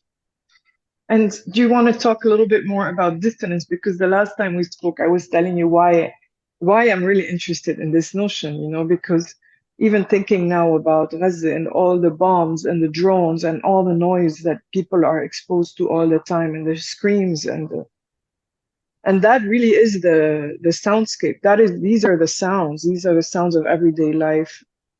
And and thinking about this, in general about experimental noise music or free jazz or funk music as as a as an echo of this violent reality, right?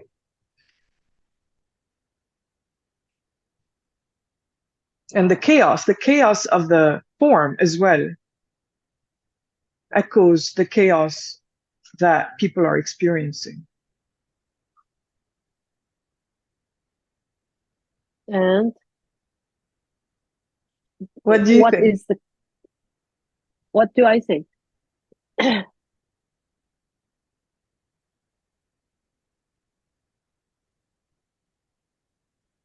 If you refer to the 7th of October, أحداث غزة يعني,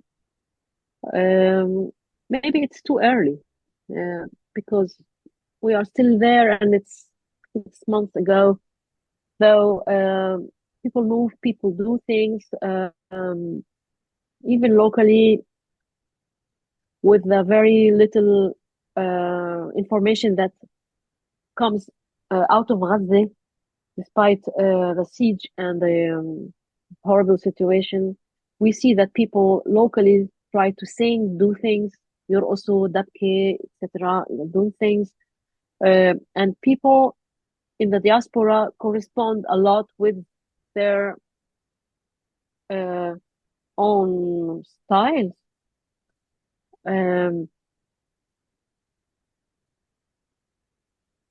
I notice this happens, really. It is happening, but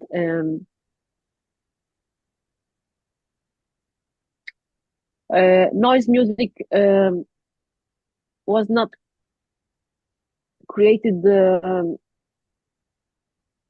forcément in a country that occupied another people. Noise music happened for other reasons in Europe, or well, punk music did not happen because somebody was occupying somebody. I mean, but rebellion of certain groups, certain societies, is happening all the time, and we are lucky to have testimonies on those rebellions. Same as rock music. Why did rock music happen? I mean, and it was revolutionary at the time, in the 60s. I mean, it was even forbidden in certain countries. Okay, or what we call, the gothic music, or the metal, whatever, it's satanic music, or all kind of noise music. What is that? Catastrophe to the ears. But those are expressions. Or rap music. When rap, I mean, now rap is like a soft thing, but when it started in the slums in America, that was a big rebellion. The rap, the words, the text, the way they were expressed became a genre. At the time, there was no. We did not talk about occupation in that sense, but we talk about economical occupation. Yes, yeah, to against people, the inequality in the societies. Yes, those are other kinds of occupations, and artists have always a word to say, always something to propose. And that's where I'm exploring, because at the end of the day, these are all responses to, colonial capitalist, violence, right? I mean, rap, even punk came from Jamaicans who moved to the UK and made reggae, which turned into ska. And, so it's a racial,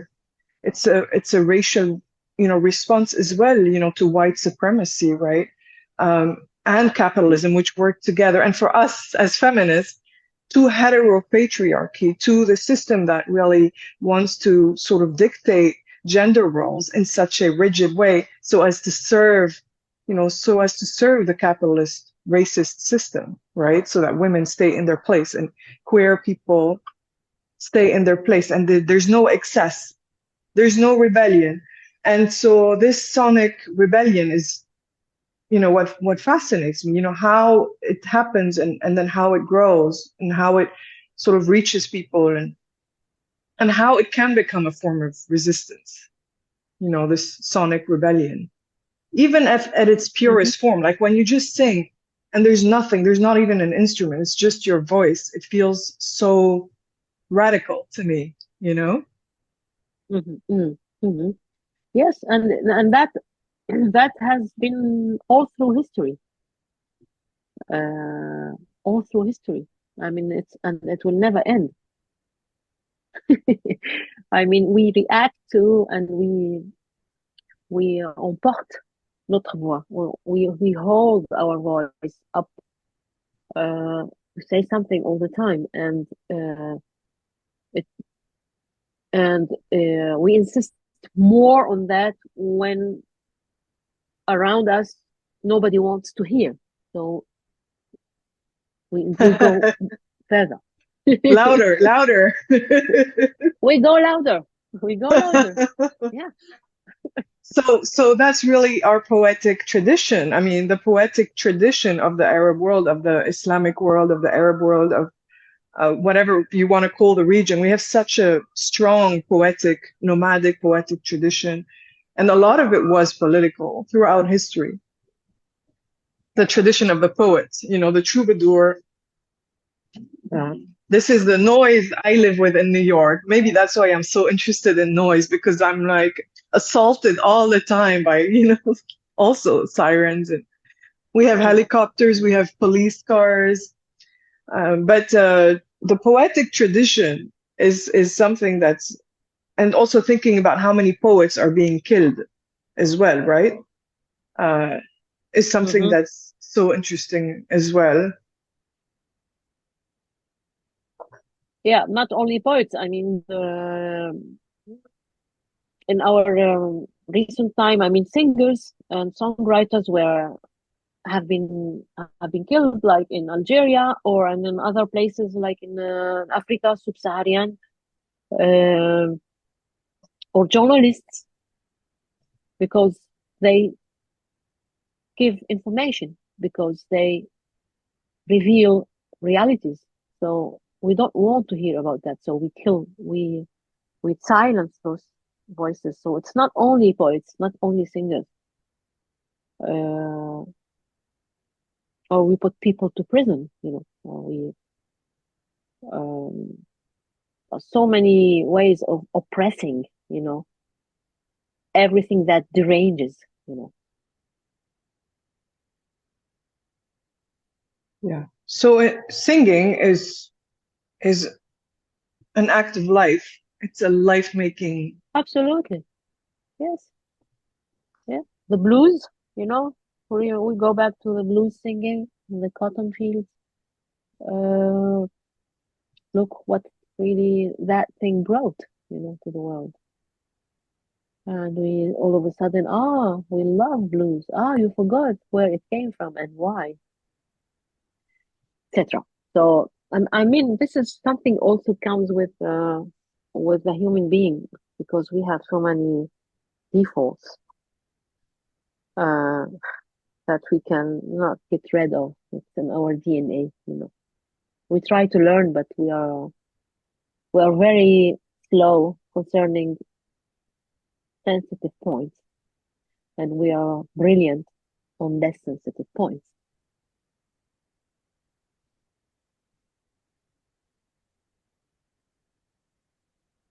Yeah, I think it's because there's such a systematic silencing, and erasure and shutting down of free thought and free speech and free expression, that the same mistakes keep happening. Yeah, yes, absolutely. And there is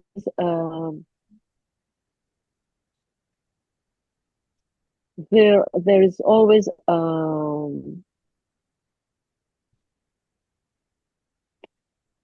fear of destabilizing a certain equilibrium. Once a certain situation is installed, we don't want to derange it. Yeah, we go back to the norm. We need the norm. Always Yeah, we need a norm. And yeah. we need a norm. Otherwise, countries or societies cannot function. Okay, I totally understand that we need norms, and we need to set values, and we need to emphasize rules and boundaries. Otherwise, we have a chaotic life. I totally understand. But then the question is, how do we bargain? I mean, we advance in time, we gain a lot of capacities, so our margin of bargaining should be wider, because we have means. We have means today to not allow anybody to die of hunger. We have it. We don't do it. Why don't we do it? Because the complexities are too huge for us to grasp.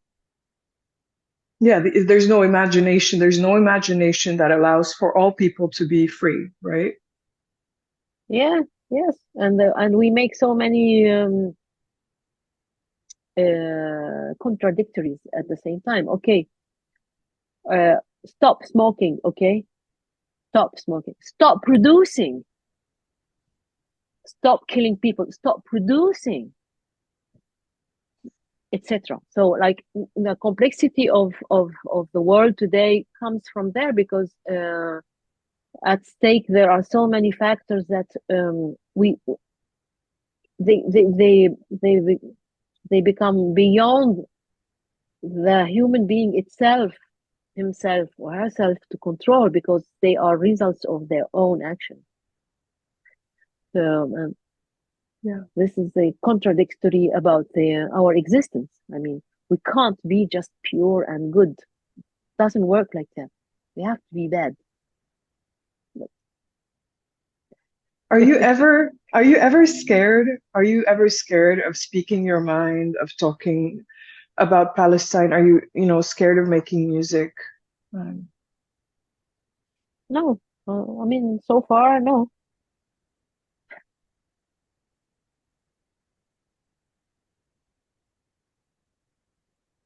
No, I'm worried about yes, the general situation, of course. I mean, I'm very worried about people who pay the price at the first hand. Of course, it's like okay, I'm sleepless in many nights. I'm just sleepless because I'm helpless. Not only me, we are all helpless. People who pay the price are paying the price, and nobody will compensate them. Nobody ever.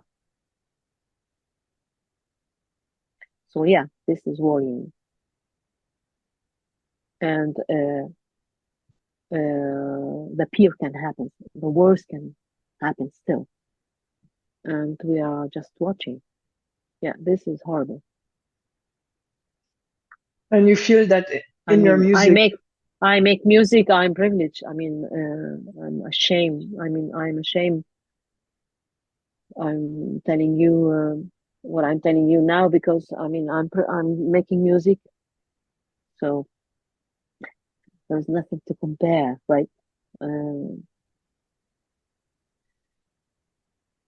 Yeah, that is worrying. Yes, what's happening ever in Palestine and all the territories there is really worrying. Yeah. but when you said you feel helpless, do you feel that making music, don't you feel that that has so much power? I mean, consciously, I know about that. Being and not only me. I mean, all of us who are in the creation sector, we know that it's important to go on and do whatever everybody is doing. We know that, but this goes in parallel with the daily pain and the daily helplessness we feel.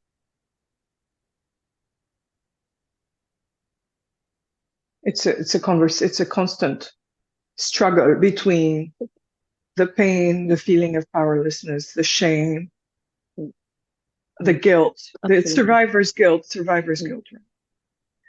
and wanting to say something, the need to express oneself. Absolutely. And I think going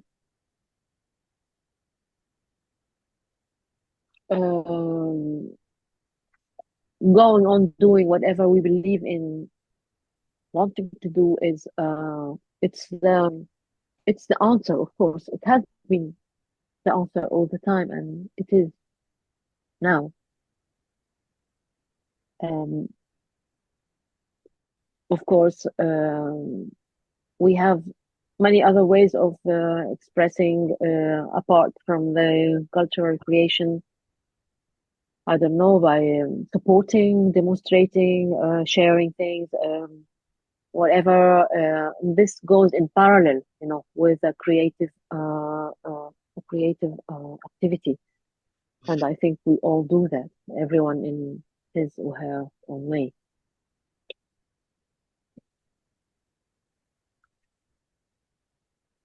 Well, I wanted to ask you about the aesthetics of rage. We talked a little bit about being loud, but really the aesthetics of rage. especially, feminist rage. And I was wondering if Mm-hmm. there was anything, you were thinking about.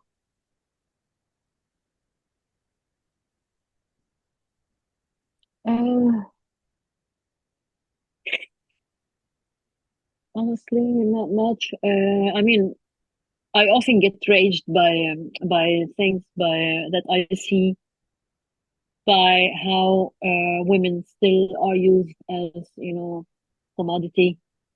I get raged by young artists who are not enough aware of how the market works and how manipulation can happen. This, yeah, this is, yeah, this makes me angry. But I mean, what can you do? You can't educate people, or you can't say this is the right way to do things. Who am I to say this is the right way to think? This is the right way to. Or you should not do that. You have to ban. Such and such. I don't know. But in your music, you're very comfortable sort of expressing your rage in a I think through a poetic channel. it's a poetic thing. I mean, I'm not. I'm not. It's poetic. It's musical.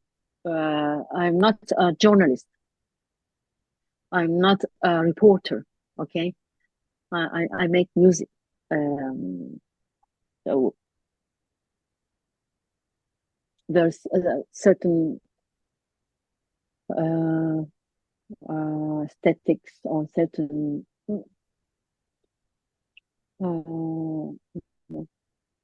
certain elements that I wish to respect, musically speaking. Rage can be expressed in the. It doesn't mean I have to shout. Rage is expressed when I put two notes that should never follow. This is rage. Rage is expressed when a combination of notes are never done in that way. This is rage to me. So that's dissonance. Maybe. But when we say dissonance, I mean it's a word that can be interpreted in different ways, and sometimes it can be misleading. Because in music, dissonance and consonance or harmony, uh, they are really like defined terms. Though dissonance in music is so much existing, so that it's no more dissonant. It's a lot of people today in the contemporary music, everything is dissonant. So what is dissonant then? So I What do say you that mean? this What do you mean? terminology. I Everything mean, is dissonant. when we look at and when we listen to contemporary music, and we find a lot of dissonant notes coexisting together, etc. So there is no more need to talk about this dissonance, because it became the rule, kind of. So, but as it's why I say, I mean, I don't know. I mean, the word dissonance can carry a lot of meanings in it. Because when you say Dissonance in rage, terms, yeah, when you said rage is a combination of notes, that never go together. So you're breaking the rules, right? You're breaking the rules, and that is a channel for expression, the expression yes, of rage. yeah, absolutely, yeah. But this has been done already, uh, in the music in Europe in the 20th century already, and still is happening in different genre of music practiced here. It's not something new, but what I work on is, and recently I'm thinking of that, thinking of the context. I am in a certain context, and my expression brights in a certain context and finds a logic, despite the fact that it is dissonant. And I find this kind of combinations interesting. Like there is certain context where certain combinations of notes would work perfectly. And if I take them out of that context, they will have less meaning, less effect.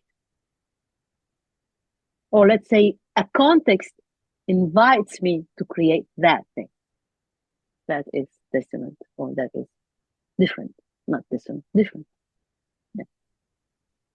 Yeah, it's really a conversation between traditions and cultures and political movements. It's a constant exchange, right? Yeah. It is constant. Yeah. And that is the new language that is unique to you, because, you know, I mean, experimentation usually is defined by creating a new language. And you are creating a new language, even though you're working within very rigorous traditions, musical and poetic. And I feel that your new language is really sort of to open up this conversation, this exchange, this fluidity of cultures, you know? Yeah. In a way, yes. I agree with you. It's this is my approach. Yeah. It's to be in the thing and to Could you say that again? be, Sorry. yeah, I would say that it's to be in a certain presence, and to be aware of that presence or circumstance. I'm not isolated of it, and I allow myself to be. I allow this fluidity to happen in and out, out and in, and I react to that.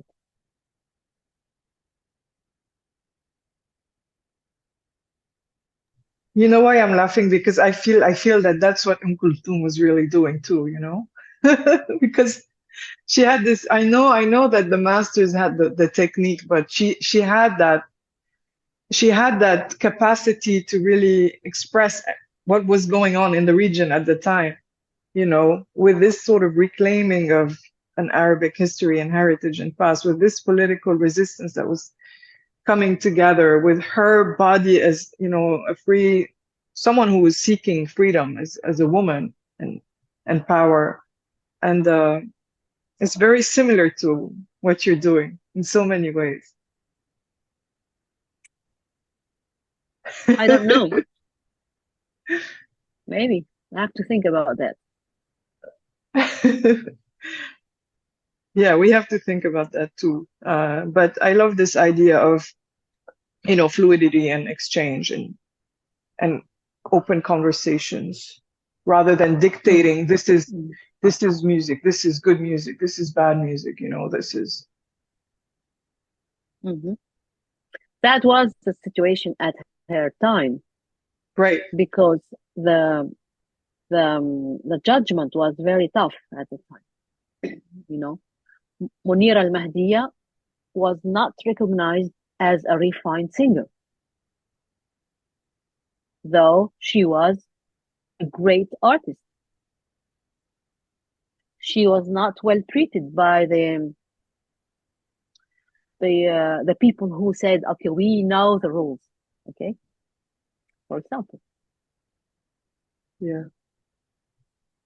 Yeah, it's so interesting what makes history and what doesn't, what we remember, what we don't, and what remains, and how we remember Yeah. people as well. You know, how we Who remember, writes? especially Who writes history? women. Right, who Who writes writes? history? Yeah. Who writes history, and who says this is good and this is right? Who got the power? Well, in this moment, How we're the society, how we perpetuate certain things rather than other things. yes.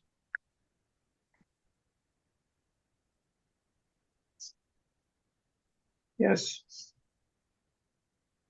I feel that in this moment we are rewriting history together, you and me, and I'm very thankful for that, you know, for our shared humanity and our shared Thank care you. and concern, our care and concern for people and culture and history. And thank you Thank so you, much. Shireen.